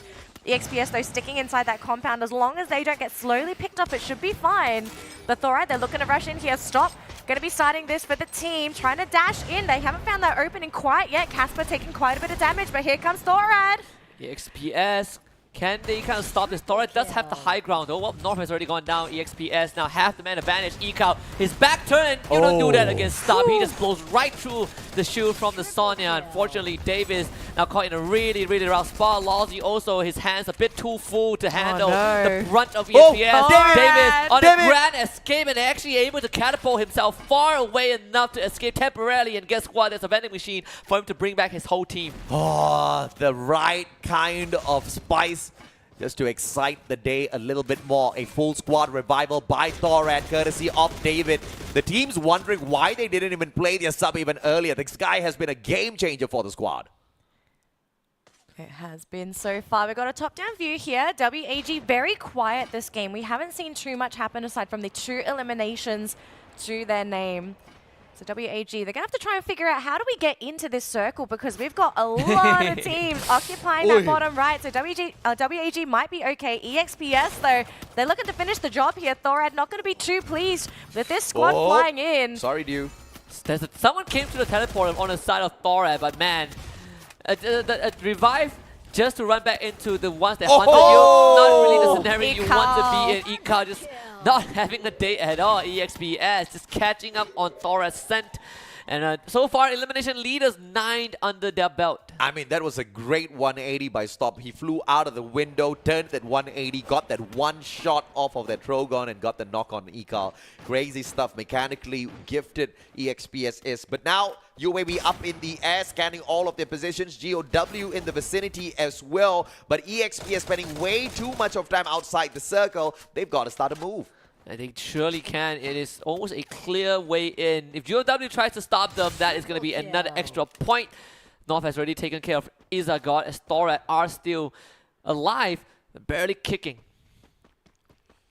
Davids with a single elimination. PokerStars on a good day here at Nextera. 8 eliminations. Looking for the 9th one as well. Cheeky stuff, but you will find the knock and confirmation as well. No steal for PokerStars. Not yet, at least. For now. That might change very soon here, AJ, because we are starting to get into that 3rd circle. Very soon will be 4, and we are going to be running out of space for these 9 teams remaining. 23 players left on the board here. God of Wolf, unfortunately, going to be eliminated from the competition. Get High, though, slowly chipping away here at Caramel for EXPS. No clear vision for him, though, so he's not able to get that really clear shot. Buriram yesterday walked away with a total of 9 eliminations and 8 placement points. So that's the 3rd spot for them. And they're looking to do the exact same yet again. Magic Squad got that booyah, and they are going for that back-to-back. So big teams in this circle. Poco is the outlier here in this situation, as well as EXPS, who walked away with absolutely nothing. So they have the potential of stealing this game away. BRU actually knows that there's one guy behind them because of the binoculars. It's the lone survivor of RRQ. EXPS, on the other hand, busy dealing with PokerStars, and that is their gateway. That is their ticket into the circle. Fortunately, there's not much defenses available for EXPS. Only a boulder as a constant. No. This is a terrible move from EXPS. If they want to move, they got to start moving now. They've got enough glue walls to cut the distance between themselves as well as PokerStars. But they're waiting on the ceremony here for PokerStars to get distracted by another team. But I'm afraid the damage from circle number 4 is going to be heavy to tank. I think you go right now.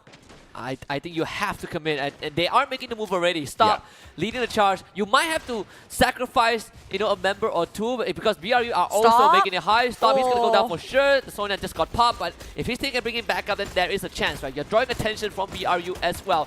You just hit the Nano EXP is just taking way too much damage, and there's just nothing much that they could do in the situation. Caught between two different powerhouses, and it's PogoStar and BRU to slowly clean them up. And this is exactly why you have to start moving early. Once the circle starts to pressure you, it's just a no-go. Everybody gets a free open shot at you, and EXPS losing two valuable players before even getting to the next circle. Wasana claims a base life, as well as it looks like RRQ have finally met their end in this lobby. PogoStar still gatekeeping EXPS, whereas Buriram looking for an opener against the Magic Squad. There is a sleeper team though, and that is Magic Squad. We haven't talked about them much, but they are fighting WAG on the side right now. EXPS somehow making it through with two members remaining, but PogoStar just absolutely dunks on them to pick up the rest. It's 10 eliminations for PogoStars.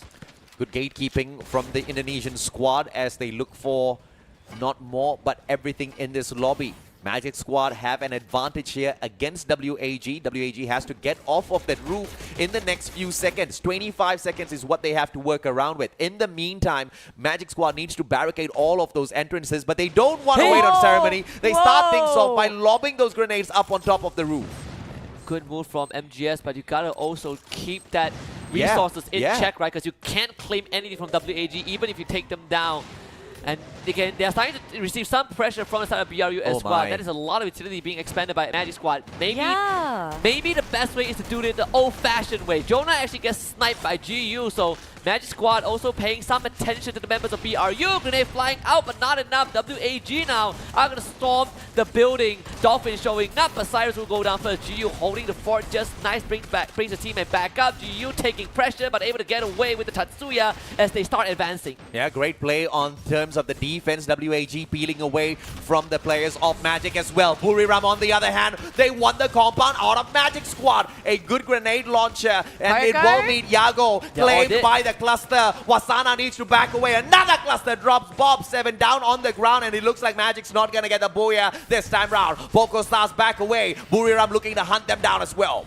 PogoStars, they do have the man advantage right now. Those 11 eliminations with Buriram in front of them. This is the fight that they have to win. An attempted the vending machine from 18 Deer. There's a vending machine right in front, but can you get to them though? Yes, they can. Jonah with the revive, but Wasana might just be a free point. And look at WAG taking advantage of the space. The amount of territorial control that they have right now is insane, but they gotta keep the formation in check. Working on BRU first. Cyrus with the first. Moshi gets brought back in instantly and get high. Actually finds elimination on 18 Deer. But WAG will provide a helping hand to PogoStars. The Ghost though, unfortunately, getting backstabbed by PogoStars. Cyrus drops down. The Ghost gets back up. Wasana still alive. Wasana picked himself right back up. Fires MKS on the other hand getting tagged up from the back. Wasana doesn't take that knockdown for himself. Buriram still alive and kicking with one final survivor, but WAG looking for him. Krillin can't find the guy just yet. Mochi up on top in a 1v2. Can he pull this off? Krillin says hell no, and WAG walk away with a booyah.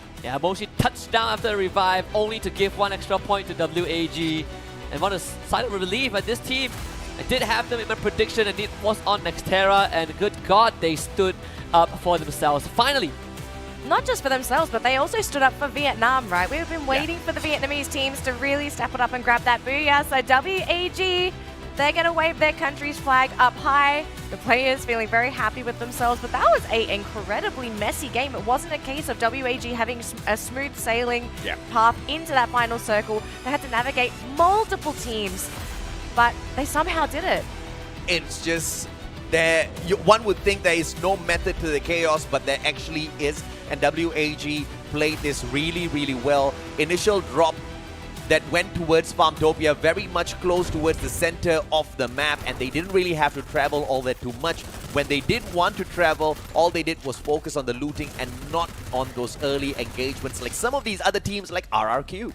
One of the biggest obstacles for WAG in that final sequence was MGS, right? It was either Magic Squad or WAG, and Magic Squad were the one who drew the shorter end of the sticks. And credits to Magic Squad, they actually played that as well as they could, right? They were able to get away from WAG, but they ran into Buriram instead. So WAG, they just found the right conditions for them to not only not have to deal with Magic Squad, but put themselves in such a position that BRU and PokerStars take care of themselves. Yeah, Actually, I was going to say as well, right, Poco did a lot of the work for WAG in getting rid of Magic Squad because we saw the two teams, they were basically trying to scramble to get in. Yeah. And then Poco stuck their nose in where it didn't belong and really helped them out going into that late game. So if it wasn't for Poco, I actually think this would have not have been a booyah for WAG. I mean, all of that chaos definitely helped them out, and of course, WAG were the ones to finally take those bullets and put it through the backs of the Buriram players who could not find the revivals quick enough. And when you wanted Moshi to find those clutch plays, unfortunately, the guy got revived just moments before, so didn't have the loot to usually dance around his opponents like he usually does. But WAG will be thanking them for that run. 15 eliminations and the booyah means a lot of points to climb the ladder. That's a big bump of points for this team, right? Because WAG, do we know up until this point, what's that point average across rounds? Because we really haven't seen WAG really perform today. On Nextera, this is one of their better maps. So they managed to pull away an average of 15 points from Nextera usually. So this was a very, very good round. Yeah, and I think, you know, it's also slight good news for Magic Squad because this is one of the few rounds that CGGG didn't get to play much, right? And Magic Squad made it, I believe, what, top 4? Yeah. So right now they are currently ahead of CGGG, Yes. right? But if what happened yesterday happened again, then CGGG might finish first. But I want to hear what WAG has to say after winning this round.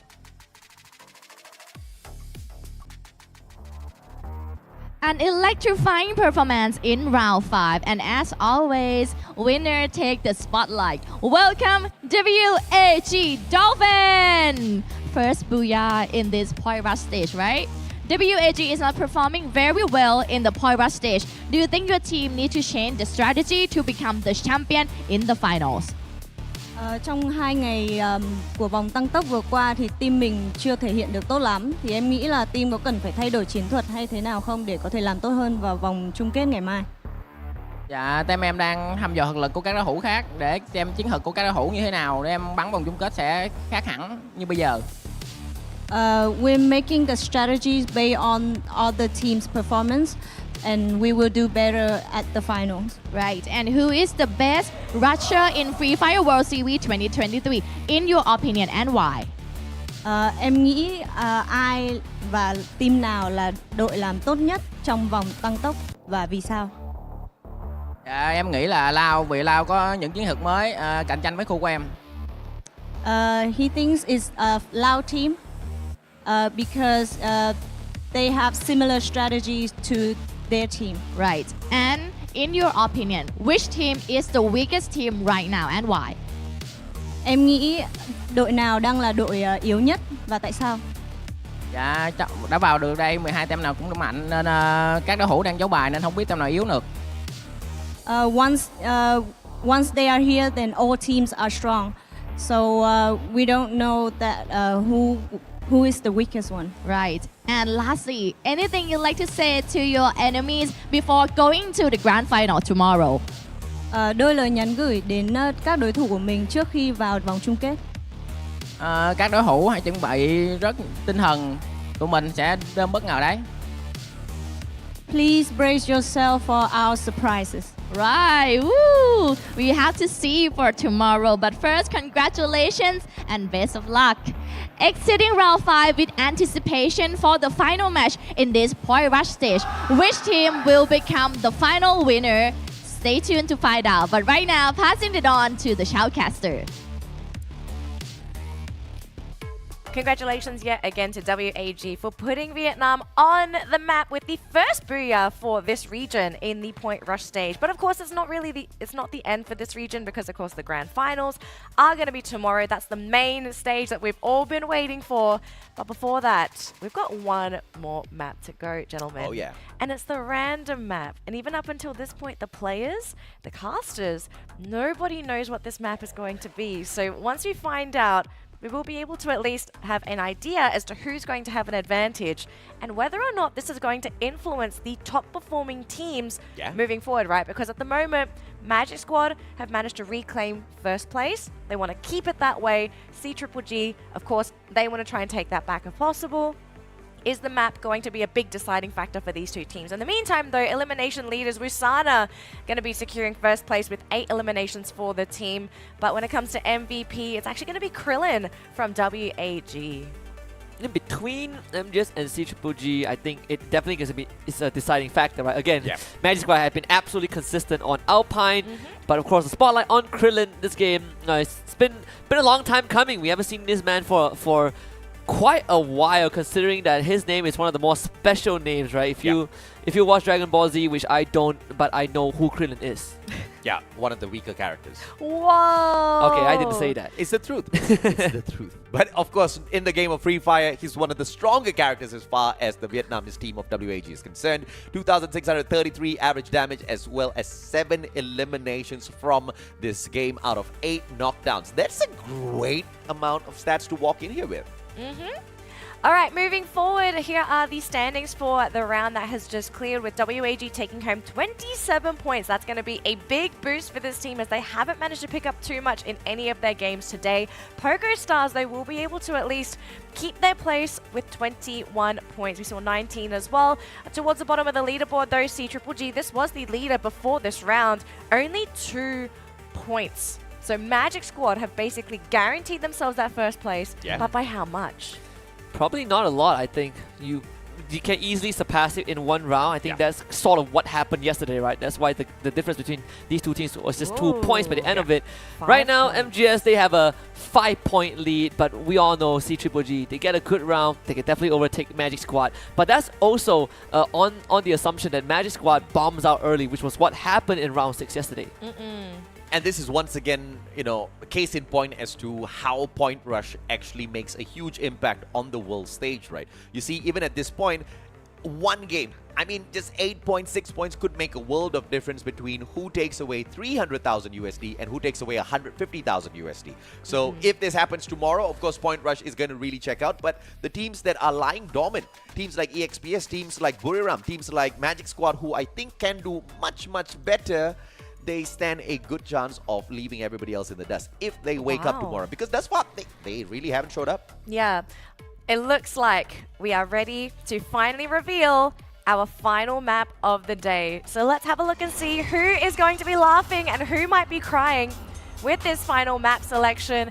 It is going to be Alpine. And Magic Squad is going to be smiling ear to ear. Of course, the previous Booyah Husky was taken by them. And it looks like yesterday's Booyah was taken by them.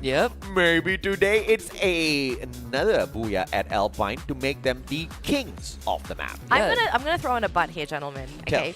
We've seen multiple times where final maps being influential, crucial maps for certain teams, absolutely flopping on their signature maps when they needed those points the most. So Magic Squad, I know they're going to be breathing a sigh of relief, but I do suspect there will be some teams eyeballing Magic Squad and thinking, okay, we kind of have to take these guys out of the picture early.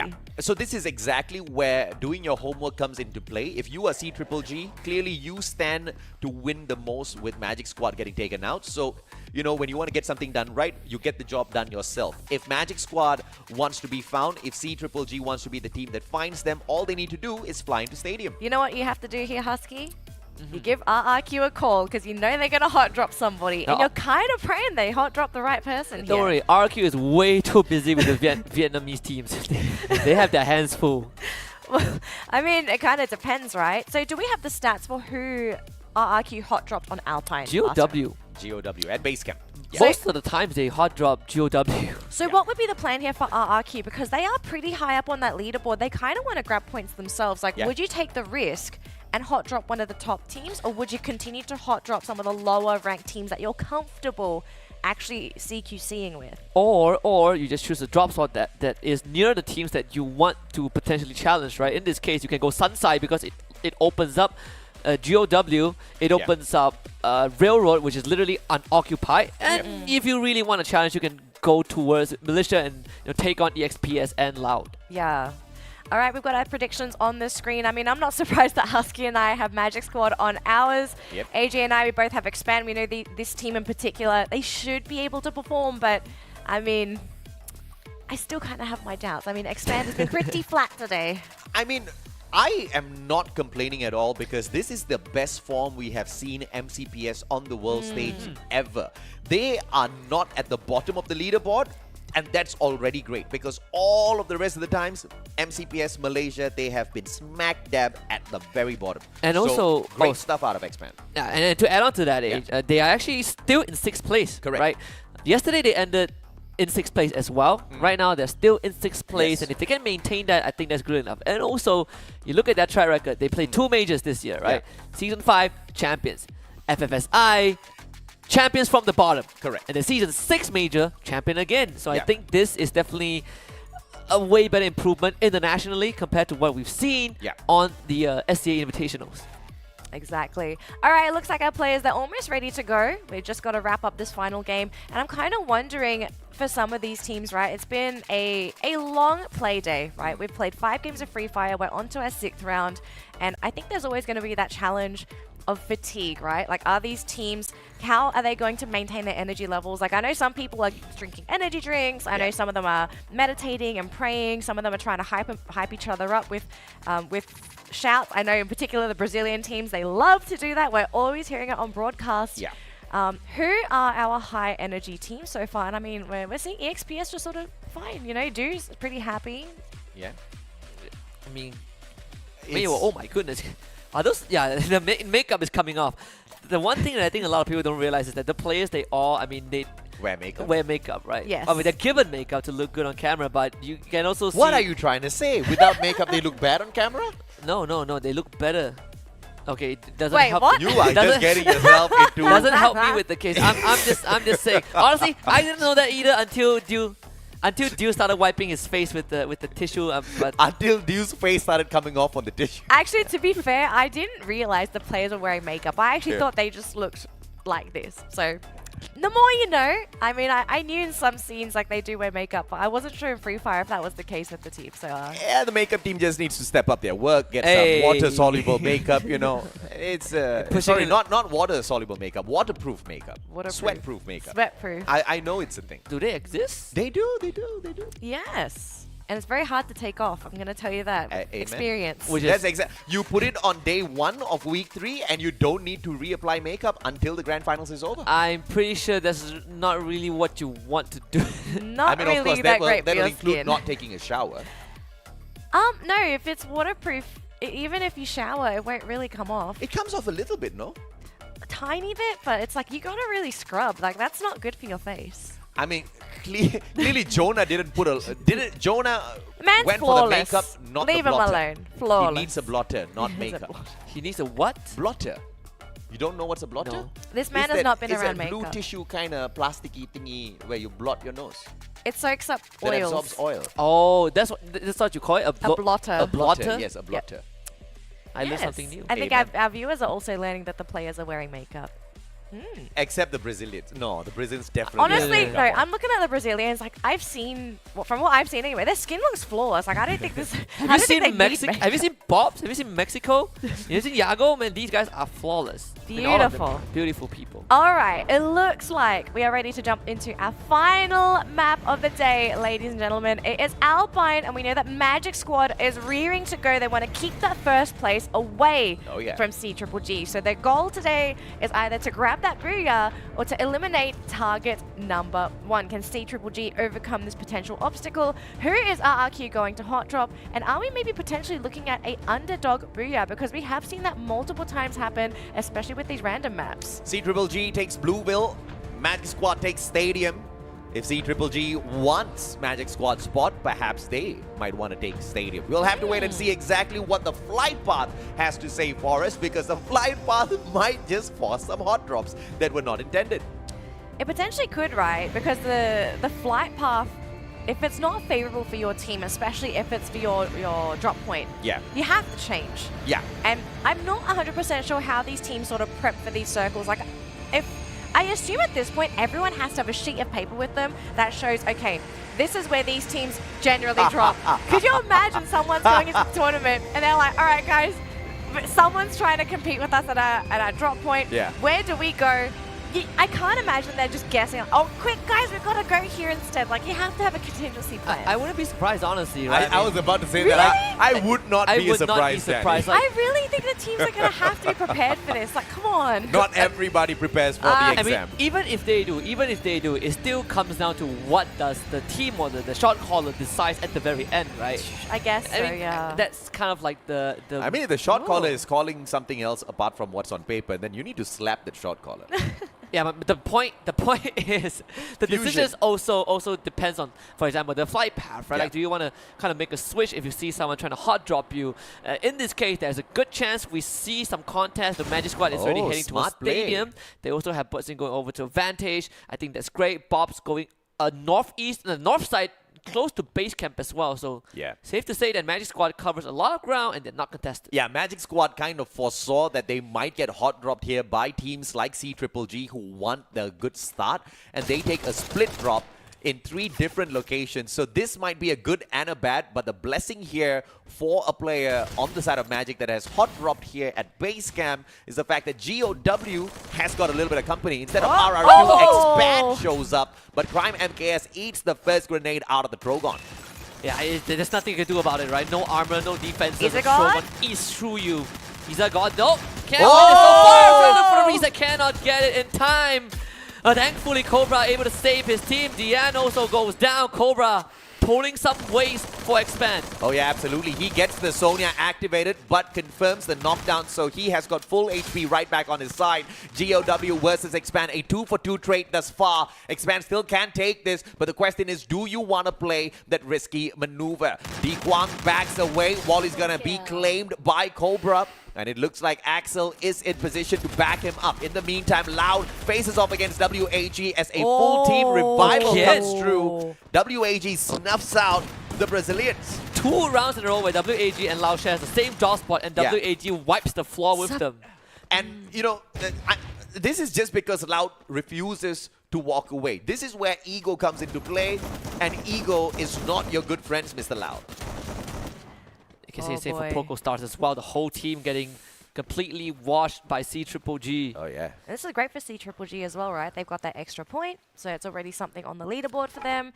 I kind of want to see what's happening with Magic Squad here. Have they gotten a very quiet drop point? And so far, Bop's not going to be too happy with that one. I really disagree with the decision made by Magic Squad here to go for a 3-way split. A 2-way split sending one survivor into Vantage makes sense for me. There is a vending machine there that they can use to purchase their players back if things do go south at their usual drop spot of Stadium. But sending one player towards base camp as well was a little bit of an overkill, which I think is playing against them. And now with the UAV being sent out, EXPS has an advantage as they chase down Yago, the sniper of Magic Squad. This is not good news. Uh-oh. They might just try to run him over. He will get under the bridge. But it's a commitment. Well, there it is. Oh, what a driving two-way skill. pincer. Yago didn't stand a chance. We just get a knock on to Caramel, but unfortunately no confirmation.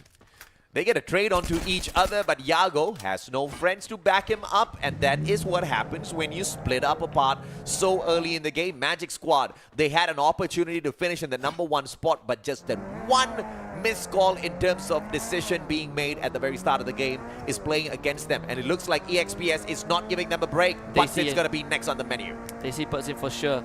There's no running away. You gotta somehow try and win this. Butsin goes onto the second floor, but this time backup will be around. Maybe in the form of GOW as well. Stop goes in for the chase. Let's have the Tatsuya dash holding onto it. Butsin on the ground floor as well, but unfortunately only has a double pump shotgun. Not much ammunition in the tank. You can see that he is going to use the Tatsuya dash to reposition. Playing ring around Roses, run straight into Caramel. Needs to win this one. Oh my god. Lovely work from Butsin. A 1v2. And this man keeping himself alive and pulling the weight. Absolutely. Now he's got enough money to buy Bob's back as well. So big play by Butsin. EXPS will have to back away from this engagement. The vending machine right in front of Butsin to make that play. Peter, on the other hand, finds Lozzie as CGGG goes up against Thorad. Bob's is purchased back by Butsin. So Magic Squad is all Gucci once again. One more. Not really checking his corners. David just goes for the absolute spray now. Koskyu finding Norv, but Norv is going to dip in and out of the corner. Koskyu this time not going to be baited. And they are none the wiser. Thorad out in 10th. Unfortunate for Thorad. Fusion, CGGG, who usually drops in Blueville, thought that this was a blessing for them. Fusion is right beside their usual drop spot. They move there, and they come across the team of Poco Stars, eat them up. And C-Triple-G just got a freebie right after that. EXPS, on the other hand, surviving with just Casper and Dew. Magic Squad, both of them are fighting for the revival point. And this is going to be huge because Dew is on the flank. Yago already taking some damage, and Dew gets himself into a 1v1 against Casper. You gotta win this fight. It's Casper's inhaler turns around the corner. Dew doesn't have much help to work with. Dew needs to win this one. Casper outmaneuvering Dew, and Casper wins out that 1v1. Also, it was a gun factor there. The MAC-10 going up against the Mini Uzi. MAC-10 so much more deadly early game in a CQC. But EXPS doesn't break a sweat. Stop and Caramel purchased right back here to face off against Magic Squad, who are now outnumbered. Bob 7, Yago, as well as Butson. Yago, no sniper to play around with this time, but has the AUG, which is great for this mid to long range engagement. I don't think Yago can do too much though. Look at all the tags from the Trogon. Dew is showing up as well. Bye-bye. Just a quick fire rate. Easy spray. Yago ends up dropping. So all that effort from Dew nullified right now. From Butson nullified, unfortunately. And GS back to square one. I mean, I don't even know if this is square one for Magic Squad. This is like -5 at this point. This team is going to have to try and figure out how to reset the round, because if they continuously keep having to revive, their infantry is not going to look very good, especially when the circle starts to get much smaller. Like we've seen Magic Squad, they're a macro team. They need to macro. And if you're constantly reviving, you're just not going to have anything on you to give you that advantage. And I hope this actually serves up as a fantastic lesson for not just Magic Squad, but the rest of the teams out there. It never pays to go on a three-way split. I have never seen a team to go on a three-way split, come back and take the Booyah as well. It's not impossible, but it's such a disadvantage. And just put themselves in a horrible spot, right? Because the advantage, they're starting to tank the blue, and I know it's the first blue, but you look at the travel distance, the grounds that MGS needs to cover, and that's not including the fact that they still have not gotten Yago back into the game. Yeah, they don't have enough money. They've got that vending machine there. The revival platform, I believe, can be used. It should be. Yago should have been brought back already. There's no way they don't use that platform. Yeah, I don't know why they didn't use it to begin with. Nah, Unless I think he's back. He's either back or they didn't have enough health kits, because health packs. Because the first circle tickles you. It doesn't do anything. Look, if you've got no health packs, you kind of don't want to risk it as well. That's assuming they don't have it. Like, we can't see their inventory, so we really don't know. But Expand uses the Dinoculus. GOW has a full squad revival, so that's great for the Vietnamese squad. Another Vietnam team right in front of us, PE Sports, hanging around the outside region, looking if they can gatekeep anybody who's trying to make their way into the circle. Expand, on the other hand, are going for a chase, and it looks like they spotted out Di Quang, and they are going to meet him halfway down the line. Di Quang, say hello! Manages to get away in the nick of time. And guess who is around the corner? It's MGS. Uh-oh, run boys. And yes, they're gonna back off this time. They do not want smoke with Expand. They want God of Wolf instead. They're just gonna keep on chasing. Expand's just hunting for points off of GOW, and although this is cheeky, it is gonna give them an advantage. I don't know if or not it is gonna punish them, but with Magic Squad circling around. There goes Bops. It's time to run Expand. Man, they cannot outrun the EXP. They force Magic to stop instead. Oh no, Magic might be facing yesterday's repeat of kind of the result, man. Here comes the full rush. Bustin actually finds the first knock, but he gotta do way more than that, and unfortunately too fast will find the shutdown. Magic Squad might meet an early end right now. It's up to GU. He's trying to go for the drive away, but it's a bit too slow. The Vigo is already smoking GU against Cobra. No. Not much health left in the tank. Cobra just toying with his spray right now. GU down to his last legs, and Cobra, he's gonna finish the job. Crime MK has come in with the secure, and Magic Squad one small falls at the finishing line. This is Expand at their very best, baby. 7 eliminations already, and they are on the hunt. Even Magic Squad couldn't put a stop to them. Magic tried to get away, but Expand said, hell no, not today, not on our map of Alpine. Man, Expand are looking to actually finish higher than 6 today. I think it is very possible with the way that they're playing, assuming that they don't fumble the ball somewhere. Correct, Because yes. it is very possible. Looking at some other teams, though, we do see RRQ. They're being Oi, fine. Look oi, at this oi. God of War. Hey! Roadkill! Dian down on the ground. PE Sports literally drove through him. Nero was getting tagged up by Dian, but it just didn't get the job done. But now Circle's going to continuously tag up the players on the side of PE Sports, but they can patch themselves right back up as they drive in towards the Circle. 8 more teams alive with 31 players at the moment. Yeah, so very crucial to take note that CGG has officially surpassed Magic Squad on the leaderboard once more. The second place curse still strong. I mean, Magic Squad again. There's 2 days in a row they fall at the last round. The finishing line so close yet so far. Expander, like AJ mentioned, they're on a roll, and EXO just hunting down God of Wolf, GOW, completely preyed on. See, at the end of the day, this is still a situation that Magic Squad, it's a pill that Magic Squad can swallow. Mainly because it's because of a mistake that they themselves made to split up. If they don't make these mistakes tomorrow, no problem. I have a question here. Yeah. So the only team that could potentially make it to first place is RRQ. But how far away is RRQ from that first place? Assuming CGG only finished the round with, let's say, 4 or 5 points. RRQ is way too far away. In fact, Thorad is actually closer to that #1 spot. But I believe Thorad's eliminated, right? Yeah. RRQ needs 22 points to tie. Which is very difficult. Not impossible, but definitely difficult. But if they tie, they win though, because they win in terms of Booyah, right? CGG, this is the fight that they need to win against BRU. One more actually gets picked back up. Can't say the same for BRU though. Jonah is already gone. One more goes like down once again. CGG gets an extra boost. Peter the next to go. BRU looking for the cleanup. Peter needs help right now. Actually, gets himself back up in time, but Peter, can he survive this? Unfortunately, that is not possible. Wasana finds a confirm, and that's going to be Koskyo, the third on the menu. On fire, desperately needs to win this, and beats Moshi down, but it's on fire against the rest of the world. Sonia. Gets the Sonya, no reset, unfortunately, and CGG bites the dust. My goodness, in 8th spot on top of everything else. So Magic Squad out, CGG out, and the only other team that can replace them in that #1 spot now is looking for the world on their side. Buriram might be able to do this, but they literally need every other life from this lobby. Yeah, that's going to be a big ask unless we're looking at a lot more revives. Yeah. So unless that happens soon, I just don't think there's enough points in the lobby for them to actually farm.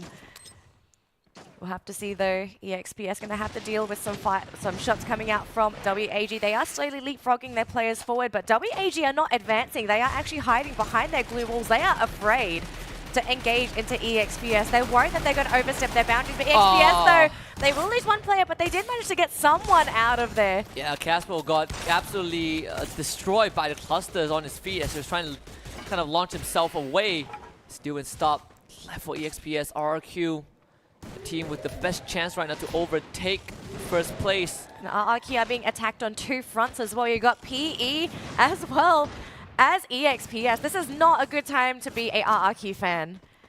EXPS is just going to try and make a detour towards the vending machine to get the teammates back. PE left to deal with RRQ, and it's actually PE earning a couple of points for themselves. RRQ left with just 1 member. And the EXPS, they repositioned themselves in the circle. PE Sports, on the other hand, in a little bit of a sticky situation. EXPS right in front of them. RRQ trying to vulture from the back, and EXPS stops on the way to snipe down Hao Ang, who plays his glue wall extremely well, but the Mini Uzi is not going to help him out as Stop pulls out the Drogon, but 2 players down. Stop now needs to get into the circle as Hao Ang gets taken out of the equation. Stop gets stopped, and EXPS out in 6th. PE Sports starting to light up, but they are under fire. WAG once more having a massive round so far. 8 eliminations and still racking up more. New K being the 9th for their collection as BRU cleans up GOW. So it might be a scenario where CGG has managed to do the unthinkable, walk away with 16 points off of Point Rush. I wonder what can they make out of it tomorrow. Pretty crazy, right? The rarest scenario. And that does speak of the consistency that they bring, despite having some underwhelming rounds towards the end of today, but they've done more than enough. Oh my. Razor losing his life, unfortunately. WAG, Dolphin, I believe, picking up the 10th elimination for his team. Legolas holding on to at least play for placements here, but the whole squad of WAG all around them, and the only saving grace for him is the fact that Buriram has split off on two sides and is currently busy taking pot shots at WAG. That gives Legolas a little bit of breathing room. Yeah, Abe on the other side cleans house and stays alive for RRQ. There might be an opportunity for RRQ, right? It's Abe and Legolas, the captain leading the Wonder Child. And BRU are busy dealing with WAG. This is very possible for RRQ Kazu. yeah. BRU now definitely needing a couple of these points. Cyrus dashes in into a 1v2. Sonia Pau tries to look for the dash at the reset. Cannot get it. And Abe also takes out Dolphin in the process. So WAG quickly losing ground in this fight against BRU. But that means that BRU now have a massive advantage unless WAG can cause some damage. The Ghost is back up. Wasana with the dash. Turns the corner. Finds Krillin. Puts out the glue wall. Get high. Gets dropped. But it's BRU coming out on top, getting the frags, and the Ghost turns his attention to take out Legolas and says that if I go down, RRQ, you go down with me. Oh yeah, absolutely. But Abe down in the middle of the circle. Buriram looking to finish off goals, and they do exactly that, which means RRQ wins the second spot. Get high knock. He gets the confirmation onto Wasana as well. The pickup is there. Crazy stuff out of Abe single-handedly, but no confirmations on those knocks as Buriram walks away with their own booyah. Not enough to finish first, but enough to boost them up in the standings for sure. But Abe almost pulling off a crime MKS from yesterday towards the end of this fight. But of course, WAG would have been a nice mosh pit to give RRQ Kazu the win. But at the end of the day, a second place finish is not too bad. Not too bad. Get those points in. And get ready for the grand finals as well, right? Because we are done for today. We've got some confused players here, but I guess it's alright. But I'm glad that at least today production is giving them cues as to when the camera is panning to them, because yesterday, as the camera spanned around, the players looked absolutely clueless that they were on camera. How I wish that Moshi would just lift out his chain right when the camera is on, and that would be dope. That would be what I want to see. In fact, I hope they talk to Moshi. I mean, they can talk to anybody, just really. so you can see his diamonds? Yeah, I want to see those bling blings. What, the diamonds or the chain? I thought the chain was the cool part. Maybe it's there's diamonds on the chain. I don't know. Like, I don't have that money. Not yet. Yet. Yet is a big word. Well, actually, I don't even think yet is part of our vocabulary. You know, Moshi's only been to the world stage a couple of times. You've been to the world stage more than Moshi. Yeah, I mean, but I'm not playing, right? Like, they're putting me on the spot. I mean, not sure who's listening into this, but I did not say anything. What? Yes, definitely did not say anything at all. I think AD just got me fired. Possibly. I think there's a very good chance of that happening. Surely. Buriram had a good finisher to Point Rush. It's just in terms of finishing strong, but on the overall grand scheme of things, nothing to shout about in the total number of points that they picked up. And this is not even an example of Buriram being aggressive or Buriram going for a solid booyah for themselves, right? They were just wandering around. They took whatever eliminations and engagements that came their way. And what do you know, by the end of it, they were taking the booyah for themselves as well, without trying. And I emphasize that they were not trying. And not just them. There were quite a number of teams all throughout Point Rush who have not been as aggressive as they could have got. Truly, I kind of think like the Buriram we saw here, at least for the final circle, like this is what we're going to be looking at tomorrow. Because they did seem to really, really coordinate that late game fight, right? Because before that, earlier today, sort of all over the place, trying different things out. Yeah, sure, it didn't work, but I guess it didn't influence them that much. So Buriram, they're fine with the points. They're confident that they're going to be able to take the crown tomorrow, but we're going to have to let them do the talking because our interview session is ready to go. Let's hear what they have to say.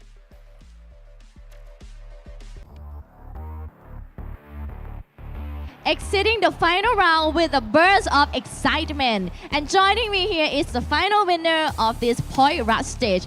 Give it up for Buriram United Esports, Wasana. Congratulations! Are you satisfied with your team performance in the Point Rush stage and why? พอใจกับผลงานของทีมตัวเองในรอบเก็บแต้มไหมคะ ยังไม่พอใจเลยครับ ทำได้ดีกว่านี้อีกครับ Not yet satisfied. We can do it better. Right. And is it your plan to save strategy for tomorrow grand final? อันนี้เราเก็บแผนสำหรับแกรนด์ไฟนอลพรุ่งนี้หรือเปล่าคะ เดี๋ยวพรุ่งนี้รอดูครับ ผมมาเอาแชมป์ Keep an eye on us tomorrow we will bring the glory to Thailand Wow, that confident. I mean, that confident, right? Are you confident that you are the best rusher in Free Fire World Series 2023 and why? คิดว่าเราเป็นชาร์เจอร์ที่เก่งที่สุดใน Free Fire World Series ไหมคะ เพราะอะไร คิดครับ เพราะผมโหด Yes of course because I am pro And very tough indeed, right? And can you predict who will be the champion of Free Fire World Series 2023? คิดว่าใครจะได้แชมป์ในวันพรุ่งนี้คะ ยังไงก็ต้องเป็นพวกผมอยู่แล้วครับ Definitely Buriram United Esports Wow, for the third time, right? ครั้งที่ 3 ใช่ไหม เป็นครั้งแรกของผมครับ It's his first time Right, so best of luck and I'll see you tomorrow. Congratulations. Thank you. Give it up for Buriram United Esports Wasana. Right. A huge shout out to all the team for an excellent performance. Join us for tomorrow for the grand final showdown and the winner will be crowned champion. Before that, and best of luck to every team. See you tomorrow in the final showdown and the thrilling conclusion. Bye for now. Back to you, Shoutcaster.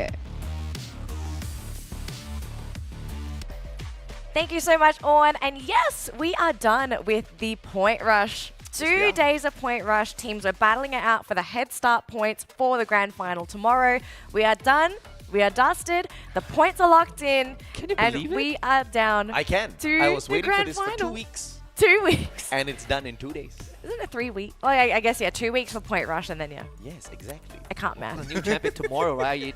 Hey, one track mind, okay? We all want to know who's going to be the champion this year. No, we all want to know whether or not point rush makes a difference for the teams tomorrow. Like I said, right, it would only pay dividends when the points make like the most minuscule of difference. Like if it's a snowball effect, then it's just like, man, rather not have point rush. Absolutely. But either way, thank you to whoever it is from the side of Garena who suggested this whole point rush system to be included on the world stage, because I think it's going to take the hype up to a whole other level. Now we've got teams that were not really favored to walk away with the championship, with the opportunity, or at least a little bit of a extra opportunity to walk away with the big trophy tomorrow, right? But at the very same time, we also have these other teams that were rumored to really dominate the competition, who will have to start on the back foot, equalize those points first, preferably on the first 2 matches in itself, and then run away with the rest of the day. Either way, I'm going to scream a lot.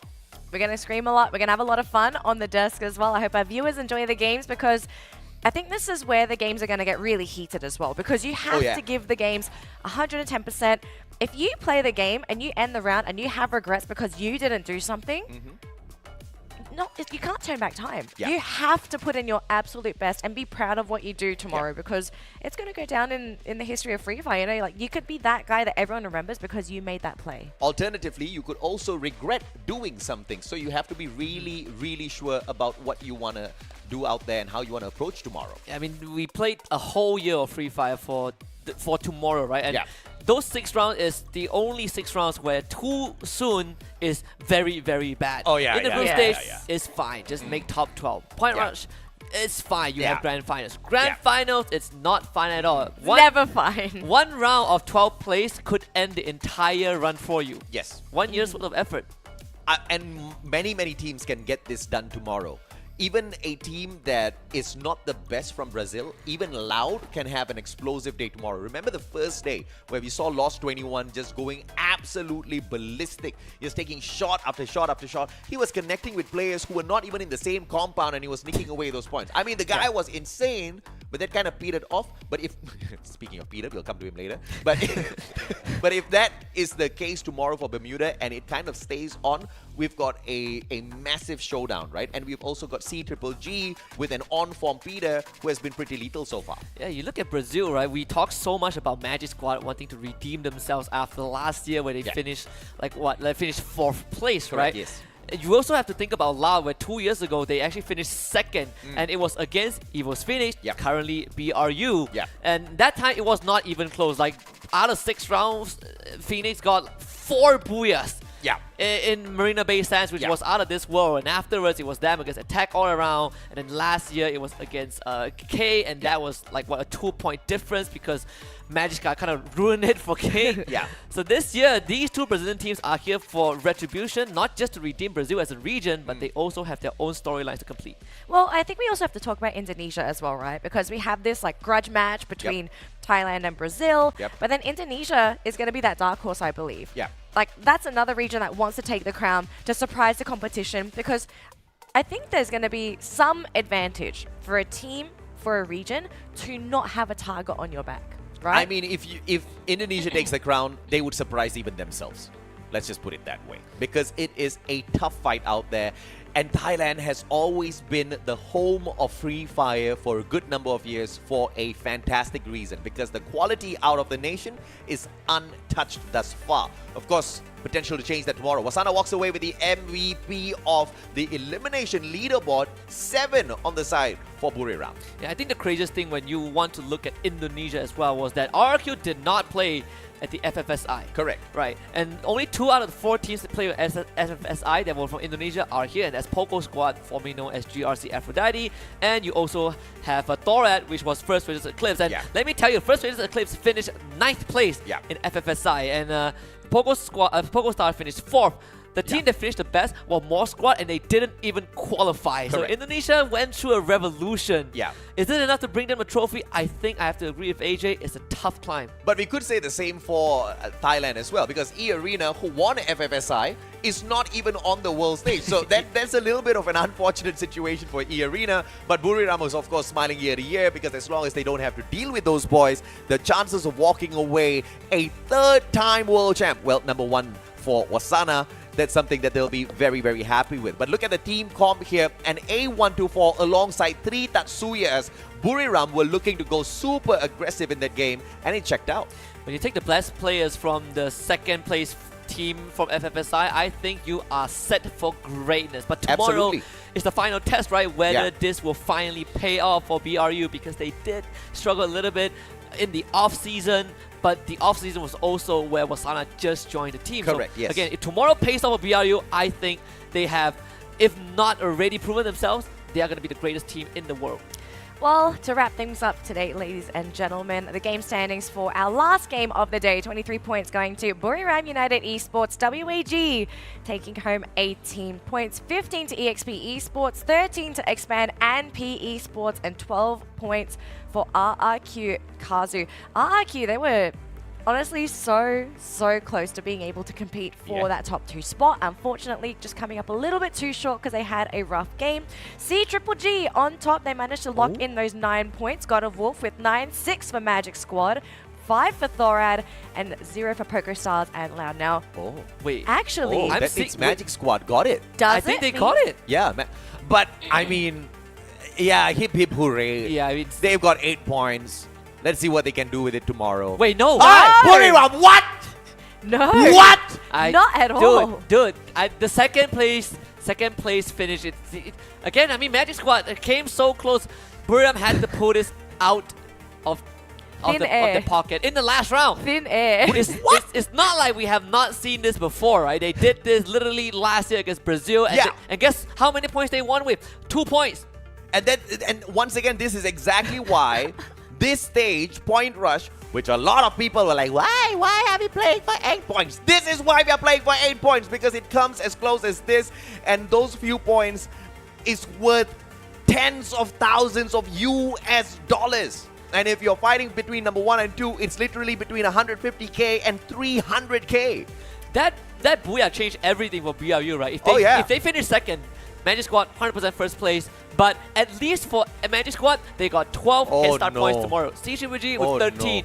BRU has an 11-point head start. 1 and 2 No, points. Buriram should have 0 head start points because they are the 2-time world champs, okay? You know what that means for BRU? They should play with their hands tied behind their backs tomorrow for the first 3 games. They essentially have already won 1 round. Oh my god. No. Why did you people let Buriram get into the final circle? Now you're going to suffer tomorrow. Oh no. Man. It's a tough climb for Magic Squad for sure. Not fun, man. Point. Well, okay, hang on a minute. there is still that 1 and 2 point differential, Yeah. right? Sure. Between C Triple G and Magic Squad, between them and Buriram, Yeah. right? So if it comes down to a single or those 2 points, Yeah. Point Rush may actually give either of these two teams the crown tomorrow, assuming that the games are close and Buriram don't run away with the competition. Let me give you a simple example as to how Oh gosh, here we that go. would be thrown out of the window. I'm getting so flashbacks from throughout the last whole year. day, we PTSD. saw two teams, C Triple G, Magic Squad, scream and run all around each and every single map. Buriram were quietly creeping around, and at the end of the day, they are at the #1 spot. So yeah, that's a preview for tomorrow. I'm getting flashbacks from last year. I mean, Oh yeah. Remember what Moshi asked Bobs from Loud? Do you remember? Oh boy. Oh my I think gosh. he's getting some very, very vivid flashbacks from last year. true. And the craziest thing was that, I mean, Magic Squad again, they finished 4th, right? It was K Yeah. that finished 2nd. It came so close. And if you, let me picture this. BRU, Evo's Phoenix at that time, was sitting right beside K Yep. when they won the final round. And they knew they won before the scores were even tabulated. Can you imagine how heartbreaking that would be? And this is the overall standing for the grand final. C Triple G in the #1 spot, Magic Squad in 2nd, and holy lord, Buriram United in the 3rd place, just 2 points behind C Triple G. This is a problem. But if tomorrow teams like EXPS go back on their massive fragging rounds, this can be traded out. This can be equalized in just Bermuda alone. But that's going to be heavily dependent on some big fights for EXPS. And also well, not GOW, also the Vietnamese teams, right? These hot drops, are they going to keep it up? And if they do, are they going to start winning some of those hot drops? Absolutely, yeah. I mean, I'm pretty surprised that Vietnam hasn't gotten super aggressive just yet. They are a very capable region, but I think they are playing chicken at the moment, right? They're shying away from greatness. If they just step out of their comfort zone and take the fight to some of these other teams, I think Vietnam is going to smile walking away from tomorrow. But I think they're going to need that motivational pep talk, right? Before Unfortunately for pulling them, off those I'm kinds not of there. plays. Unfortunate for them, apparently. Unfortunate. Well, I mean, you could have given advice to I'll everybody. walk so into then room after room, breaking down doors like, you, step it up tomorrow! I think you'll scare them and they might underperform, unfortunately. But good thing that we're not there because AJ is not going to harass the players. But gentlemen, thank you so much for joining me on the desk today. Viewers, come back tomorrow. It's Grand Final Sunday. Until then, see you next time.